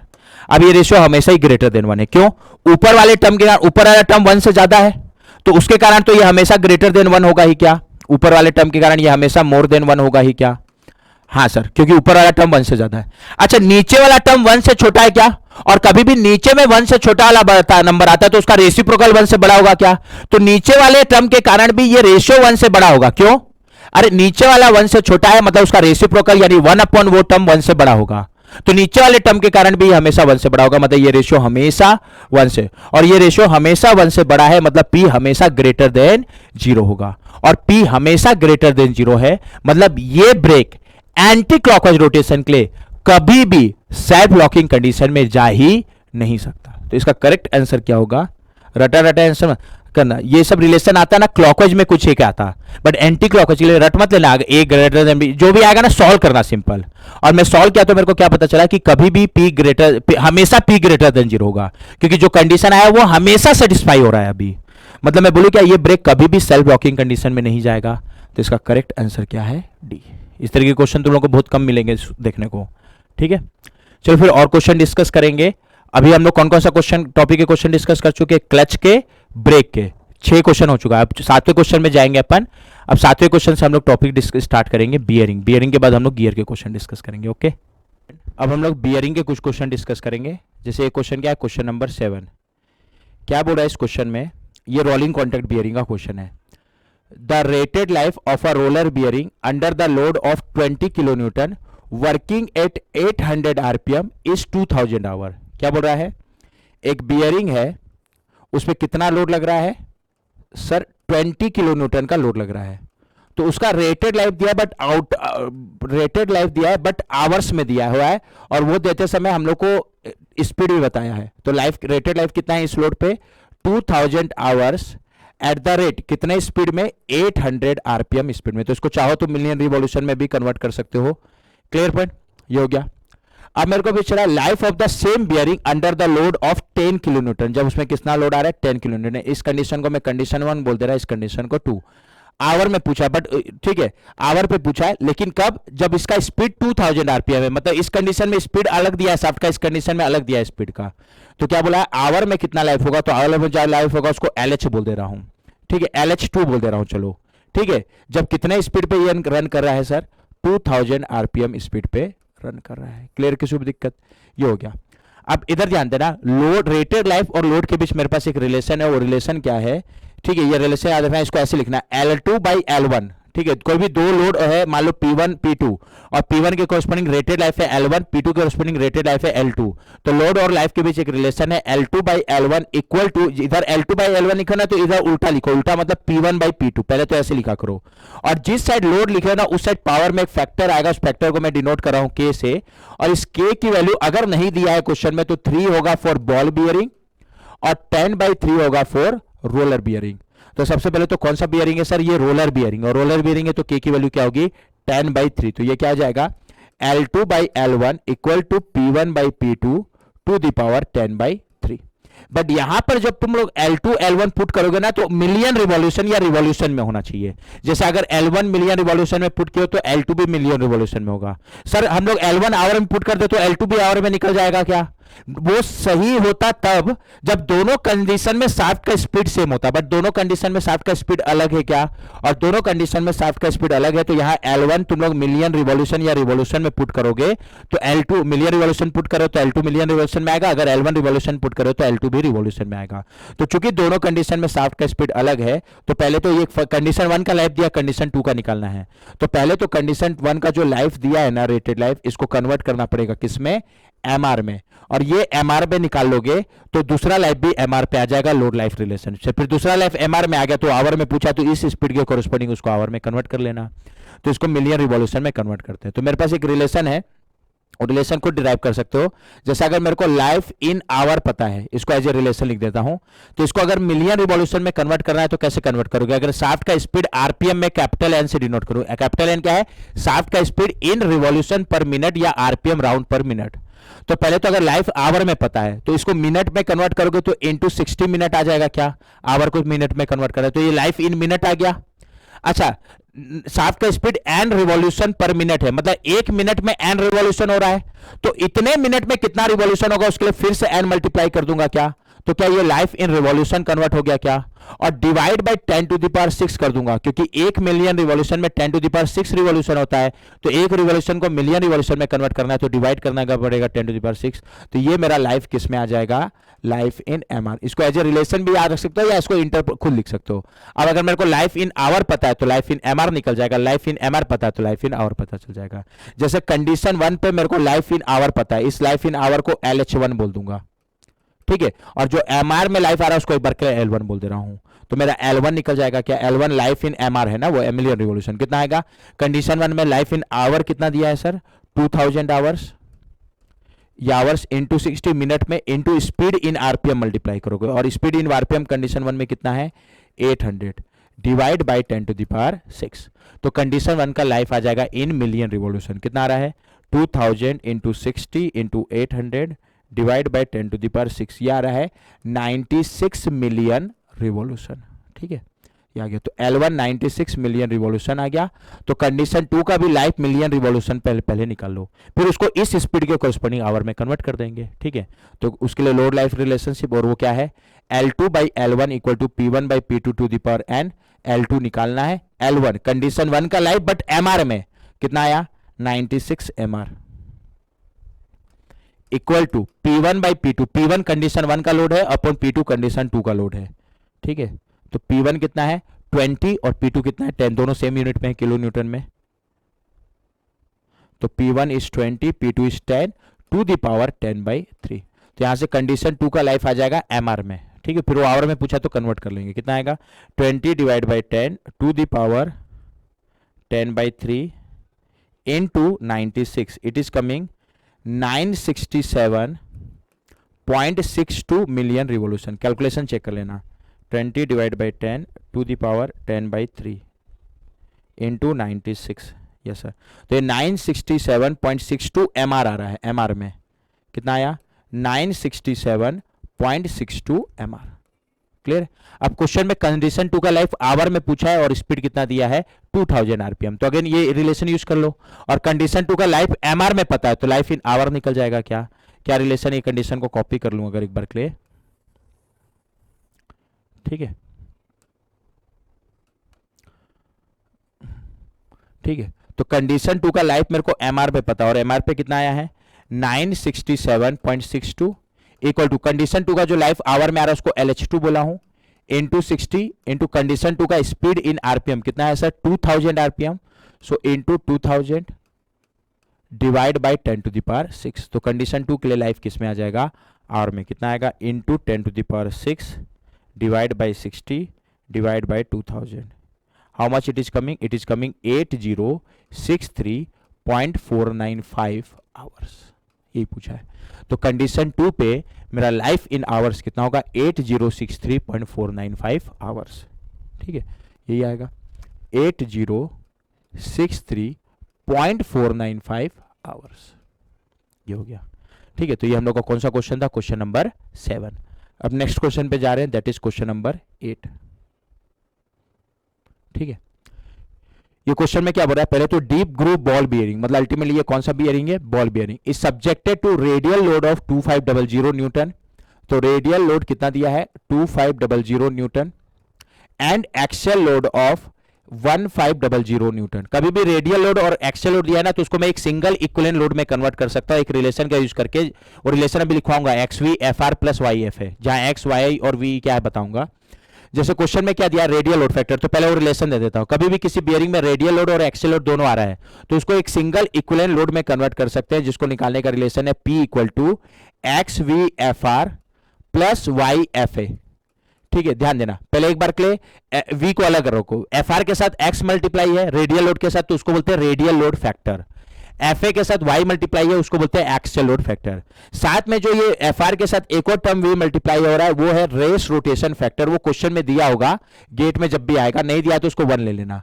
बाकी वैसे तो इनर रेस जब रोटेट करता है ना तो रेस रोटेशन फैक्टर V 1 होता है, आउटर रेस करता है तो 1.2, बट गेट में दिया होगा रेस रोटेशन फैक्टर दिया है तो ठीक, नहीं तो 1 लेके चलो। ठीक है, जैसा अभी क्वेश्चन में क्या है radial load factor that is X कितना दिया है 0.56, axial load factor that is Y कितना दिया है 1.08, रेस रोटेशन फैक्टर 1 ही दिया, नहीं भी दिया होता तो मैं 1 ही लेता।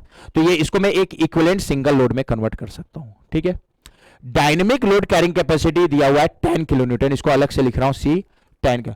डायनेमिक लोड कैरिंग कैपेसिटी क्या होता है, किसी भी बियरिंग का load carrying capacity 1 MR rated life के लिए जो होगा उसको मैं डायनेमिक लोड कैरिंग कैपेसिटी बोलूंगा। मतलब डायनेमिक लोड कैरिंग कैपेसिटी दिया मतलब 1 MR लाइफ के लिए लोड दिया है और एक्चुअल लोड ये है। ठीक है, ठीक है, डायनेमिक लोड कैरिंग कैपेसिटी मतलब 1 MR लाइफ के कॉरस्पॉन्डिंग जो लोड कैरिंग कैपेसिटी है, और अभी एक्चुअल लोड इतना आ रहा है क्या, बस इसको एक सिंगल लोड में कन्वर्ट कर दो, कितना है P इक्वल टू क्या होगा XV/FR plus YFA।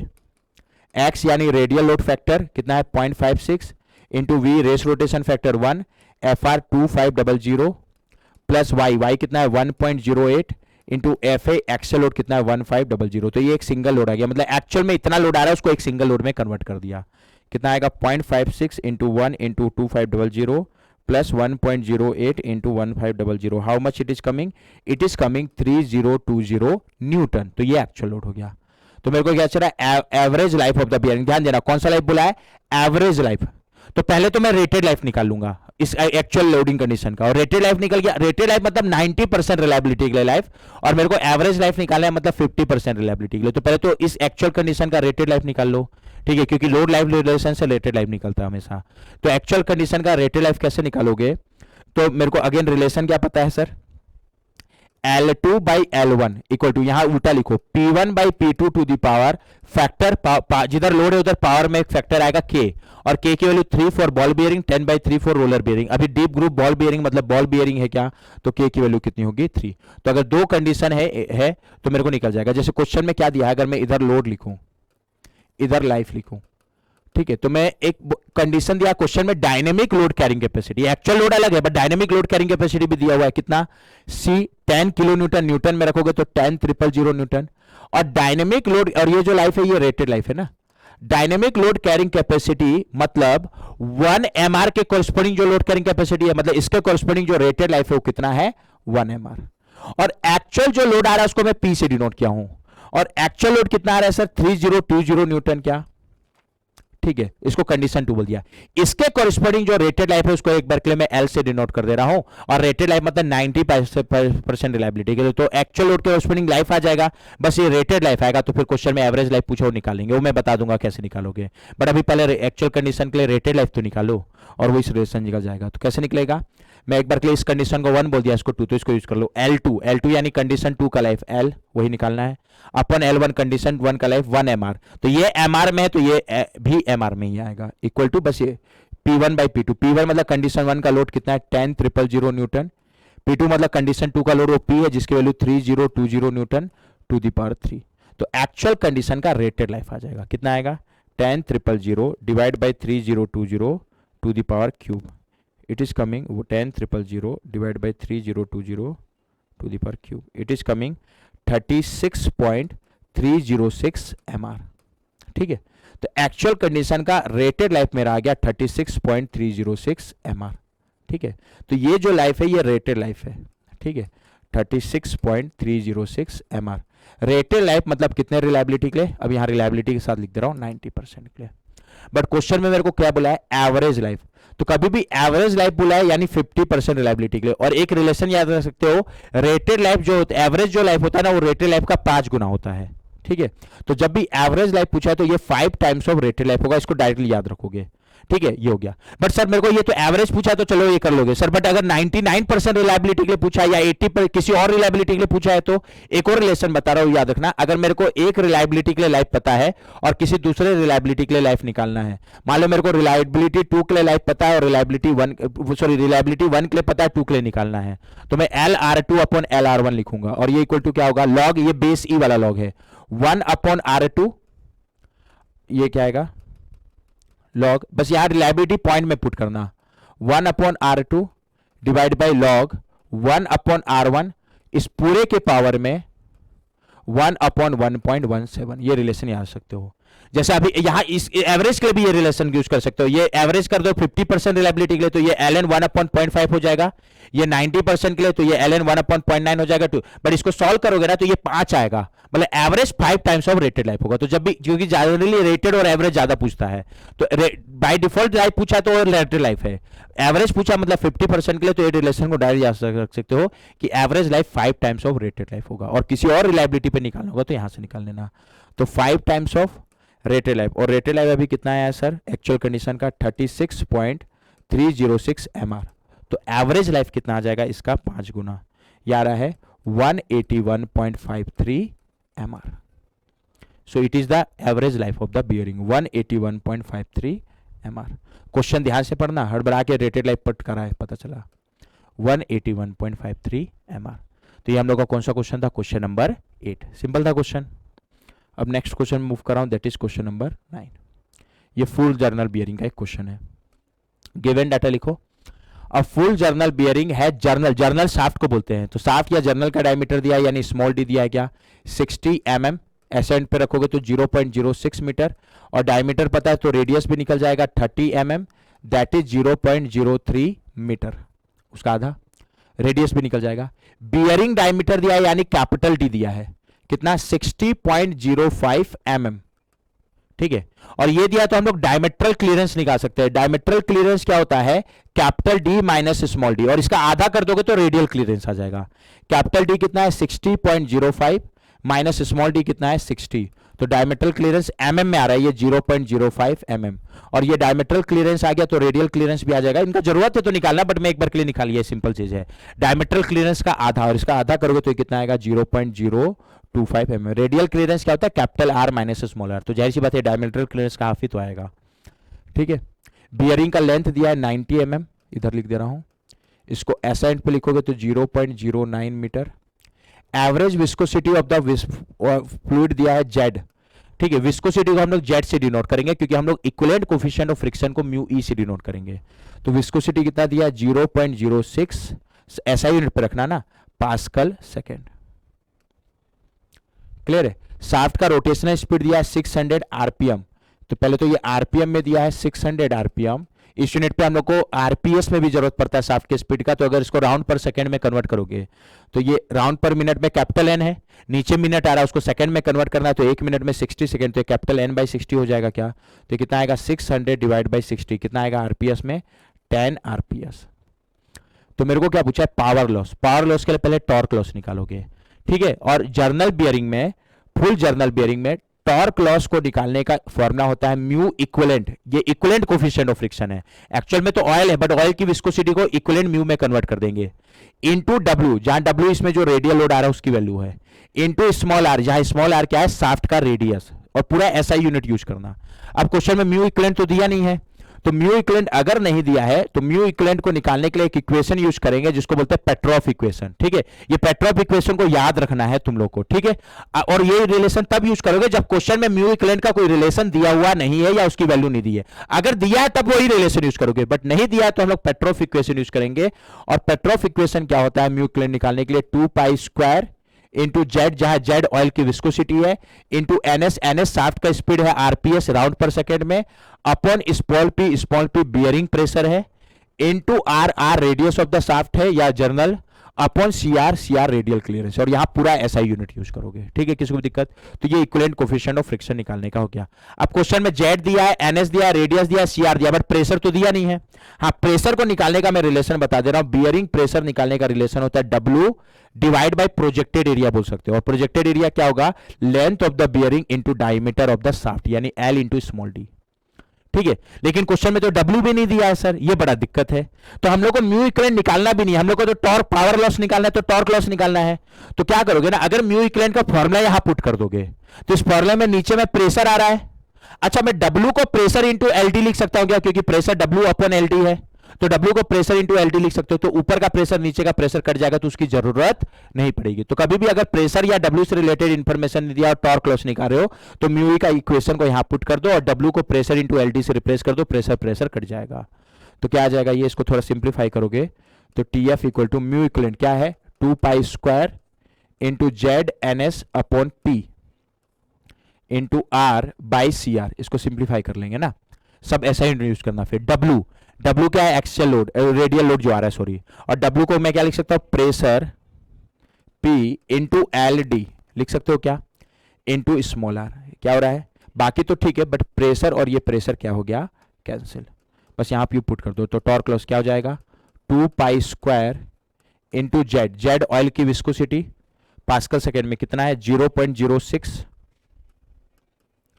NS speed in RPS, एक एक करके लाइन से पुट करते जाओ, एक भी नहीं छूटना चाहिए, जो कितना है 10 आरपीएस राउंड पर सेकेंड में, into L length of the bearing ऐसा ही पे 0.09 मीटर,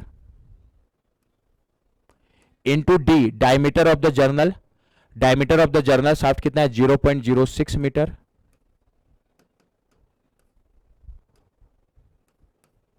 इनटू 2 पाई स्क्वायर हो गया, ये जेड हो गया, जेड कितना है,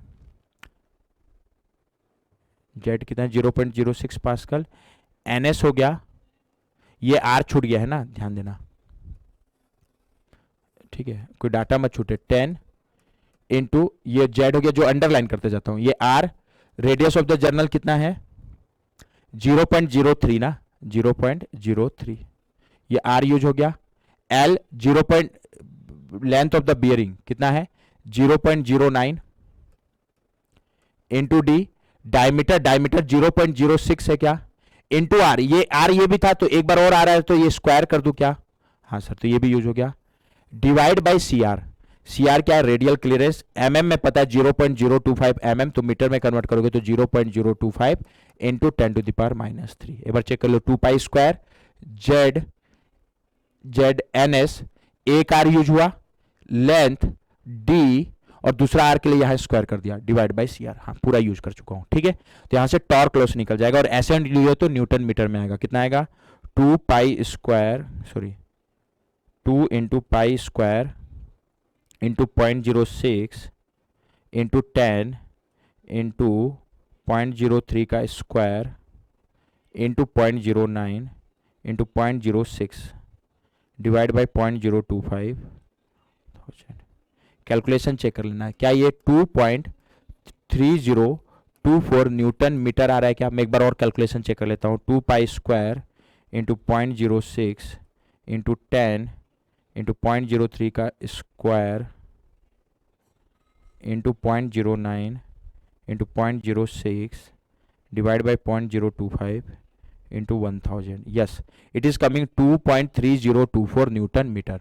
और जैसे टॉर्क लॉस आ गया तो मेरे को क्वेश्चन में क्या पूछा है, पावर लॉस, और पावर लॉस क्या होगा sir, omega into torque loss, और ओमेगा स्पीड इन रेडियन पर सेकेंड है, तो अगर स्पीड आरपीएम में दिया हुआ है तो इसको रेडियन पर सेकेंड में भी निकाल सकते हो, क्या होगा रेडियन पर सेकेंड में स्पीड करोगे तो 2 pi into speed in RPM divide by 60, और स्पीड इन आरपीएम कितना है 600 डिवाइड बाई 60, तो ये कितना आएगा रेडियन पर सेकेंड में कितना आएगा 62.832 रेडियन पर सेकेंड, ये कन्वर्ट कर लेना, ठीक है, तो 62.832, तो कितना आ जाएगा 62.832 इंटू टॉर्क लॉस कितना है 2.3024, तो ये क्या आ जाएगा पावर लॉस, किस यूनिट पे आएगा वॉट में, कितना आ रहा है into 2.3024, it is coming 144.664 what, what में है ना, ऐसा यूनिट यानी वॉट में, और क्वेश्चन में किसमें पूछा है वॉट में ही पूछा है क्या, हाँ सर, तो आंसर कितना हो गया 144.664 वॉट। कैलकुलेशन एक बार चेक कर लेना तुम लोग, ठीक है, तो ये कौन सा क्वेश्चन हो गया क्वेश्चन नंबर 9, ठीक है। अब नेक्स्ट क्वेश्चन पे जा रहा हूं, नेक्स्ट क्वेश्चन है हम लोग का गियर से रिलेटेड, गियर में एक रिलेशन बताऊंगा, वो क्वेश्चन याद रखना, डिजाइन ऑफ गियर में क्वेश्चन बन जाएगा, ठीक है। क्वेश्चन में क्या बोल रहा है, a pair of straight spur gear has 20 degree pressure angle, तो फाई कितना दिया है 20 degree, full depth involve is to be transmit power of 20 kilowatt, given data लिखते जाओ पहले, तो पावर कितना दिया है सर 20 किलोवाट, इसको वॉट में कन्वर्ट करोगे तो 20,000 watt. The pinion run set, pinion का स्पीड दिया आरपीएम में, तो इसको कैपिटल एन पी बोल दे रहा हूं आरपीएम में फॉर पिनियन 300 आरपीएम, तो रेडियन पर सेकेंड में इसको कन्वर्ट कर सकते हो, और पावर दिया पिनियन का स्पीड दिया तो पिनियन का टॉर्क निकाल सकते हो, ठीक है। स्पीड रेशियो दिया, कभी ना स्पीड रेशियो 3 दिया होगा क्वेश्चन में, कभी 1/3 दिया होगा, तो इसको ना गियर रेशियो जैसा लिखना, गियर रेशियो याद रखना हमेशा 1 से बड़ा होता है, और उसको निकालने का formula capital T upon small T, जहां कैपिटल टी क्या है number of teeth on wheel, small T क्या है number of teeth on pinion. मैं पिनियन के लिए जब नंबर ऑफ टीथ का बात करूंगा और रेडियस का बात करूंगा, ये दो चीज के लिए पिनियन के लिए स्मॉल लेटर यूज करूंगा और व्हील के लिए कैपिटल लेटर वर्ड यूज करूंगा, ठीक है। तो कैपिटल टी व्हील का number of teeth upon small T pinion का नंबर ऑफ टीथ, और ये हमेशा 1 से ज्यादा होगा, तो स्पीड रेशियो 3:1 दिया तो इसको 3 ले लेना, अगर स्पीड रेशियो 1/3 दिया होता तो भी इसको 3 ले लेते, क्योंकि मैं capital T by small T को गियर रेशियो बोला हूं। The following data, number of teeth on pinion दिया है स्मॉल टी, कितना दिया है 15, अच्छा स्मॉल टी 15 है तो यहां से कैपिटल टी भी निकल जाएगा, क्या मैं निकाल ले रहा हूं एक बार के लिए 45 आएगा, जरूरत होगा तो। अगर सर्विस फैक्टर दिया है CS1, ये 1 दिया तो कोई इसका जरूरत नहीं है। वेलोसिटी फैक्टर CV दिया है 1.2, ध्यान देना 1.1 से ज्यादा दिया, इसका इंपॉर्टेंस बताऊंगा। लुईस फॉर्म फैक्टर का मेरे को रिलेशन दिया हुआ है Y, लुईस फॉर्म फैक्टर क्या है pi into 0.154 minus 0.912 divide by T, जहां टी नंबर ऑफ टीथ है, ये वाला टी नहीं है, नंबर ऑफ टीथ। जैसे व्हील का निकाल रहे हो तो व्हील का नंबर ऑफ टीथ नहीं पुट करोगे, जब लुईस फॉर्म फैक्टर पिनियन के लिए निकाल रहे हो तो पिनियन का नंबर ऑफ टीथ पुट करोगे। निकालोगे उसका जिसको लेके डिजाइन करोगे। किसको लेके डिजाइन करोगे? जो कमजोर है उसको लेके डिजाइन करोगे। अरे कमजोर को सेफ रख लिया तो मजबूत वाला तो सेफ हो ही जाएगा ना। अब क्या कौन कमजोर है कैसे पता करोगे, वो मैं बता रहा हूं। फेस विथ दिया 14 एम है ना, ये एम नहीं है, एम एम जहां where M is module in M M, तो मेरे को फेस विथ दिया स्मॉल बी कितना 14 times of M, where M क्या है मॉड्यूल इन एम एम, मतलब फेस विथ मॉड्यूल के टर्म में दिया है। और अलाउेबल इलास्टिक स्ट्रेस या बेंडिंग स्ट्रेस फॉर पिनियन, तो पिनियन के लिए मेरे इसको मैं बोलता ये परमिसिबल बेंडिंग स्ट्रेस दिया है, मतलब एक्चुअल बेंडिंग स्ट्रेस पिनियन में या तो इतना या इससे कम होना चाहिए। Permissible bending stress for pinion कितना दिया है 120 मेगा पास्कल यानी न्यूटन पर एमएम स्क्वायर। और permissible bending stress of wheel वो अलग दिया है 100 न्यूटन पर एमएम स्क्वायर, यानी व्हील का स्ट्रेस इतना या इससे कम होना चाहिए। तो मेरे को लिमिटिंग वैल्यू ऑफ मॉड्यूल पूछा है, मतलब ये डिजाइन का क्वेश्चन हो गया। जब भी गियर में डिजाइन करने आ रहा है बेंडिंग स्ट्रेस की परमिसिबल वैल्यू देके, तो एक रिलेशन है, पहले तो ये याद रखना, ठीक है। स्पर गियर के लिए इसको बोलते हैं लुईस फॉर्मूला। क्या होता है? Tangential force PT equal to, अगर ये गियर के लिए यूज करो, व्हील के लिए यूज करो, बड़े वाले गियर को मैं व्हील बोलूंगा, ठीक है। तो व्हील के लिए यूज करो तो ये व्हील का सारा डाटा पुट करोगे, पिनियन के लिए यूज करो तो सारा डाटा पिनियन का। मॉड्यूल और फेस विथ व्हील और पिनियन के लिए सेम होता है, ठीक है। तो ये क्या होगा M B into sigma B into Y, ठीक है, ये हो गया sigma B into Y into various factors आएगा, ऐसे याद रखना। एक ही रिलेशन है PT equal to M B into sigma B into Y into मैं ऐसे लिखता हूं K1 बाई K2, जहां K1 क्या है जितने भी फैक्टर दिए होंगे ना, जैसे अभी सर्विस फैक्टर वेलोसिटी फैक्टर सब दिया है, जो भी फैक्टर 1 से कम दिया है ना, factors which are less than 1 then वो ऊपर आएगा, और factors which are greater than 1 वो नीचे आएगा। सिंपल, विच आर ग्रेटर, क्योंकि कभी ना जैसे वेलोसिटी फैक्टर ना क्वेश्चन में 1 से बड़ा दे देगा, कभी 1 से छोटा दे, अरे 1 से बड़ा दिया तो नीचे आएगा, 1 से छोटा दिया तो ऊपर आएगा, अलग अलग डेफिनेशन यूज कर रहे हैं, तो तुम लोग को दिमाग ही लगाना है। फैक्टर 1 से बड़ा दिया तो नीचे, 1 से बड़ा है तो ऊपर, ठीक है। ये रिलेशन हो गया। अब मान लो डिजाइन का क्वेश्चन, ये सारा डाटा दे दिया है, एम बी वाई फैलिटी सब दे दिया है, तो मेरे को बेंडिंग स्ट्रेस पूछेगा। बेंडिंग स्ट्रेस व्हील का पूछा है तो व्हील का निकल जाए, डाटा पुट कर देना। पिनियन का पूछा है तो पिनियन का। बट डिजाइन का क्वेश्चन है तो मेरे को सिग्मा बी को परमिसिबल तक ले जाके डिजाइन करोगे क्या, ठीक है। तो ये तो सिग्मा बी की एक्चुअली परमिसिबल पिनियन के लिए और व्हील के लिए, तो डिजाइन फिर उस गियर को लेकर डिजाइन करोगे पिनियन और व्हील में जो कमजोर है, ठीक है। अगर जैसे ये डिजाइन का क्वेश्चन है क्योंकि अननोन एम निकालना है, तो डिजाइन करते समय बस उस गियर को लेकर डिजाइन करना जो कमजोर है। अगर मेरे को परमिसिबल बेंडिंग स्ट्रेस एक ही दिया है, जैसे व्हील पिनियन दोनों का मटेरियल सेम है, तब हमेशा कमजोर पिनियन होगा, तो हमेशा पिनियन को लेकर डिजाइन करोगे। लेकिन अभी परमिसिबल बेंडिंग स्ट्रेस व्हील का अलग दिया है, पिनियन का अलग दिया है क्या, तो अगर परमिसिबल बेंडिंग स्ट्रेस व्हील और पिनियन का अलग है, तब दोनों में कमजोर कौन सा है कैसे पता करोगे, जिसको लेके डिजाइन करोगे। तो उसके लिए तुम लोग निकालोगे इसका प्रोडक्ट। अगर डिजाइन करो तो एक तो सिग्मा बी को परमिसिबल तक ले जाओगे, ठीक है। तो तुम लोग प्रोडक्ट निकालोगे किसका, सिग्मा बी की permissible value into Lewis form factor निकालना पिनियन का, सिग्मा बी को परमिसिबल तक ले जाना, into Lewis form factor pinion का।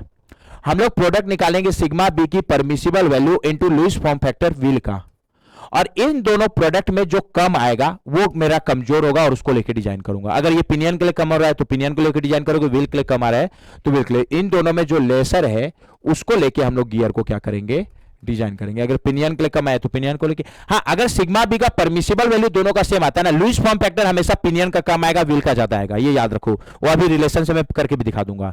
तो लुईस फॉर्म फैक्टर हमेशा पिनियन का कम आएगा। तो अगर परमिसिबल वैल्यू दोनों का सेम होता तो वाई तो पिनियन का हमेशा कम है और परमिसिबल सेम है, तो फिर ये प्रोडक्ट पिनियन के लिए ही कम आता, तब तो पक्का पिनियन को लेकर डिजाइन करते। लेकिन अभी परमिसिबल वैल्यू दोनों का अलग दिया है, तो ये प्रोडक्ट निकाल के चेक करना पड़ेगा। हेलो, और ये अगर पिनियन के लिए कम हो रहा है तो पिनियन को लेकर डिजाइन करोगे, व्हील के लिए। तो अगर ये पिनियन के लिए कम आया तो ये पिनियन पे ये रिलेशन यूज कर लूंगा और सिग्मा बी को पिनियन के परमिसिबल तक लेके डिजाइन कर लूंगा। अगर ये व्हील के लिए कम आया तो ये रिलेशन व्हील के लिए यूज कर लूंगा, व्हील मतलब बड़े वाले गियर के लिए, और सिग्मा बी को व्हील का परमिसिबल तक ले जाके सॉल्व कर लूंगा, ठीक है। तो ये प्रोडक्ट निकालो। तो पहले ये निकालने के लिए लुईस फॉर्म फैक्टर निकालना पड़ेगा। क्या, सिग्मा बी का तो परमिसिबल वैल्यू दिया हुआ है और लुईस फॉर्म फैक्टर का ये रिलेशन है। तो अगर मैं लुईस फॉर्म फैक्टर किसके लिए निकालूं, पहले तो ये रिलेशन क्या है, pi in bracket 0.154 minus 0.912 upon number of teeth. तो जब मैं पिनियन के लिए निकालूंगा, ठीक है, तो पिनियन के लूज फॉर्म फैक्टर को YP बोल देता हूं, तो ये कितना आएगा, pi in bracket 0.154 minus 0.912 upon pinion का नंबर ऑफ टीथ, और पिनियन का नंबर ऑफ टीथ कितना है 15, तो पिनियन का लूज फॉर्म फैक्टर निकल जाएगा क्या, कितना आएगा 0.154 minus 0.912 divide by 15 into pi, it is coming 0.2928, ठीक है। अगला Lewis form factor wheel well the बड़े वाले गियर का, इसको मैं YW बोल दे रहा हूं, ये कितना आएगा pi in bracket 0.154 minus 0.912 upon wheel का नंबर ऑफ टीथ जो कितना है 45। देखना अपने आप व्हील के लिए ज्यादा आएगा, अपने आप ज्यादा आ जाएगा, दिमाग क्यों लगा रहे हो। 0.154 minus 0.912 divide by 45 into pi, how much is it coming, it is coming 0.42, ठीक है, ये आ गया। और जैसे ही आ गया तो हम लोग क्या निकालेंगे, सिग्मा बी का परमिसिबल वैल्यू इंटू वाई, किसके लिए, पिनियन के लिए, और सिग्मा बी का permissible value into Y wheel के लिए, और जिसके लिए ये कम आएगा उसको लेके डिजाइन करोगे। तो सिग्मा बी का परमिसिबल वैल्यू पहले तो पिनियन के लिए कितना दिया है 120 इंटू पिनियन का वाई लूज फॉर्म फैक्टर कितना है 0.2928, तो ये कितना आ रहा है 120 into 0.2928, it is coming for pinion 35.136, ठीक है। व्हील के लिए अगर यही प्रोडक्ट निकालूं, सिग्मा बी का परमिसिबल, ये P फॉर परमिसिबल है इंटू वाई फॉर व्हील, तो सिग्मा बी की परमिसिबल वैल्यू व्हील के लिए कितना दिया है 100 इंटू व्हील का लूज फॉर्म फैक्टर कितना है 0.42, कितना आ रहा है 42। कौन सा कम है, ये लेसर है क्या, किसके लिए, व्हील के लिए कि पिनियन के लिए, पिनियन के लिए। तो अभी किसको लेके डिजाइन करोगे, पिनियन को लेके डिजाइन करोगे। किसी को भी कंफ्यूजन तो फॉर्मूला पिनियन के लिए अप्लाई करो, ठीक है। तो क्या हो जाएगा, ये पिनियन के लिए, तो PT इक्वल टू MB, और डिजाइन करो तो सिग्मा बी को परमिसिबल तक ले जाओ क्योंकि अननोन निकालना है ना, इंटू वाई, बट किसके लिए, पिनियन के लिए। M और B तो व्हील पिनियन दोनों का सेम होगा, ठीक है, ठीक है, ये हो गया। सिग्मा बी को परमिसिबल तक इंटू वाई पिनियन के लिए इंटू वेरियस फैक्टर। अब क्वेश्चन में क्या क्या फैक्टर दिया है, तो क्वेश्चन में एक दिया है सर्विस फैक्टर, तो सर्विस फैक्टर तो 1 है, तो 1 को मल्टीप्लाई करो न मत करो कोई फर्क नहीं पड़ेगा, ठीक है, तो इससे फर्क नहीं पड़ेगा। दूसरा वेलोसिटी फैक्टर 1.1 से बड़ा कि 1 से छोटा, सर 1 से बड़ा, तो इससे डिवाइड करोगे कि RHS में ना इस साइड डिवाइड करोगे कि मल्टीप्लाई, सर डिवाइड करोगे, 1 से छोटा है तो मल्टीप्लाई करते हैं, 1 से बड़ा है तो ये डिवाइड बाई 1.2, ठीक है। तो इसलिए ध्यान देना, मॉड्यूल M निकालना है वो अननोन है, B14M मतलब वो भी मॉड्यूल के टर्म में पता है। सिग्मा बी का परमिसिबल वैल्यू पिनियन के लिए दिया है, लूज फॉर्म फैक्टर पिनियन के लिए निकाल चुके हैं, तो इस रिलेशन को यूज करने के लिए पहले PT निकालना पड़ेगा क्या, तो पहले टेंजेंशियल फोर्स PT निकालो, और वो कैसे निकालोगे, पावर दिया है, पिनियन का स्पीड दिया है, तो पिनियन का टॉर्क आ जाएगा क्या, और पिनियन का जो टॉर्क होता है वो क्या होता है PT इंटू पिनियन का पिच सर्कल रेडियस, तो उससे PT निकल जाएगा क्या, ठीक है। तो क्या आ जाएगा, सबसे पहले पिनियन का PT निकालो, पहले पावर दिया है कितना सर, पावर कितना दिया है 20,000 वॉट, और पिनियन का स्पीड दिया है कितना, ध्यान देना 300 RPM, तो इसको पहले तो रेडियन पर सेकंड में कन्वर्ट करोगे तो 2 पाई इंटू पिनियन का स्पीड 300 डिवाइड बाई 60, कितना आएगा ये 2 pi into 300 divide by 60, it is coming 10 pi radian पर सेकेंड, ठीक है। तो पावर से टॉर्क निकालते समय ना SI यूनिट यूज करना, तो टॉर्क न्यूटन मीटर में आएगा, तो पावर इक्वल टू क्या लिख सकता हूं मैं, ओमेगा, पिनियन का है तो टॉर्क पिनियन का, उसको MTP से डिनोट कर दे रहा हूं, टॉर्क को MT से इसलिए डिनोट कर रहा हूं क्योंकि नंबर ऑफ टीथ को T से डिनोट किया हूं ना, तो पावर कितना है 20,000, ओमेगा P कितना है 10 पाई इंटू MT पिनियन, तो यहां से क्या आ जाएगा, पिनियन का टॉर्क आ जाएगा क्या, कितना आएगा 20,000 divide by 10 pi, it is coming 636.6198 newton meter. अब इसको मैं न्यूटन MM में कन्वर्ट कर दूं तो कितना आएगा 636,619.8 न्यूटन MM। न्यूटन MM इसलिए कन्वर्ट किया क्योंकि आगे मैं PT निकाल फोर्स को, आगे के सेक्शन में मैं फोर्स को न्यूटन में और डायमेंशन को MM में लेके चल रहा हूं, क्योंकि मैं परमिसिबल स्ट्रेस को न्यूटन पर MM स्केल में लिया हूं। अच्छा, टॉर्क को न्यूटन MM में ले रहे हो तो अब टॉर्क इक्वल टू क्या होगा, PT tangential force into pitch circle radius, तो पिच सर्कल रेडियस को भी MM में पुट करोगे तो PT मेरा न्यूटन में आएगा, ठीक है। तो ये हो गया। अब मैं क्या लिख सकता हूं sir, MT pinion equal to PT into P circle radius, यहां पर सब फोर्स को न्यूटन में और डायमेंशन को MM में लेना। पी सर्कल रेडियस पिनियन का इसलिए स्मॉल रेटर क्योंकि पिनियन के लिए निकाल रहा हूं, टॉर्क पिनियन का है, पीस सर्कल रेडियस क्या होता है, module into number of teeth divide by 2। Module क्या होता है, pitch circle diameter upon number of teeth. तो पीस सर्कल डायमीटर क्या होगा, module into number of teeth. तो पीस सर्कल रेडियस क्या होगा, module into number of teeth divide by 2। और ये पीस सर्कल रेडियस पिनियन का है, तो मॉड्यूल तो सेम है upon number of teeth on pinion small T divide by 2। Module unknown है तो ये अपने आप मॉड्यूल के टर्म में आएगा। तो M into number of teeth on pinion कितना है सर, 15 डिवाइड बाई 2, यही है ना। तो ये क्या आएगा 7.5 एम, जहां एम मॉड्यूल है एमएम में, ठीक है, इसलिए तो एमटी को भी न्यूटन एमएम में रखा हूं। तो एमटी न्यूटन एमएम में कितना है 636,619.8, कैलकुलेशन चेक कर लेना, इंटू पीटी इंटू ये क्या आएगा 7.5 एम। तो यहां से पीटी आ जाएगा क्या, पीटी मॉड्यूल के टर्म में आएगा। तो मॉड्यूल अननोन है तो वो एक ही सब मॉड्यूल के टर्म में आ जाएगा, तो अल्टीमेटली मॉड्यूल तो निकल ही जाएगा ना। कितना आएगा ये डिवाइड बाई 7.5, तो यह आएगा पीटी 84882.636 अपॉन एम। और ये पीटी किस यूनिट पे आ रहा है, न्यूटन में, और यहाँ मॉड्यूल एम एम में है, ठीक है। तो ये लेके चलो, तो पीटी भी एम किस में आ गया, मॉड्यूल के टर्म में आ गया।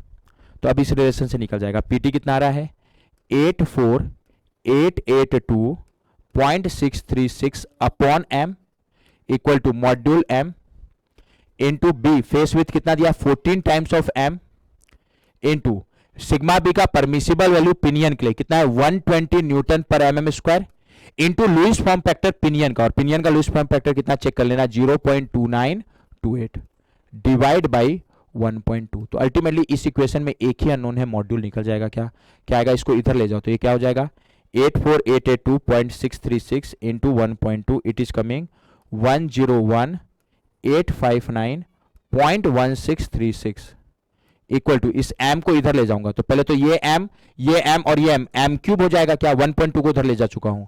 इसके अलावा ऊपर में क्या क्या बचेगा 14 इंटू 120, कैलकुलेशन चेक कर लेना, into 0.2928, 14 into 120 into 0.2928, it is coming 491.904। तो यहां से एक ही अननोन है, एम निकल जाएगा, क्या एम कितना आएगा वो कैलकुलेशन कर लेना 101,859, कैलकुलेशन चेक भी कर लेना 0.1636 डिवाइड 1/3, एम आ रहा I think 5.916 mm, calculation check कर लेना। तो लिमिटिंग वैल्यू ऑफ मॉड्यूल कितना आ गया 5.916 mm। क्लियर बन, कितना आ रहा है 5.916 mm, कैलकुलेशन एक बार चेक कर लेना। बहुत अच्छा क्वेश्चन था, 5.916 mm। तो ये हम लोग का कंप्लीट होता है डिस्कशन 3 प्रॉब्लम 444 जो सीरीज है उसमें मशीन डिजाइन का लेक्चर 3। ओके, इसका सॉल्यूशन सॉल्यूशन बोल रहा हूँ, इसका वर्कबुक जो है मतलब 10 क्वेश्चन का पीडीएफ में कमेंट में अपलोड करवा दूंगा जल्दी ही, ठीक है।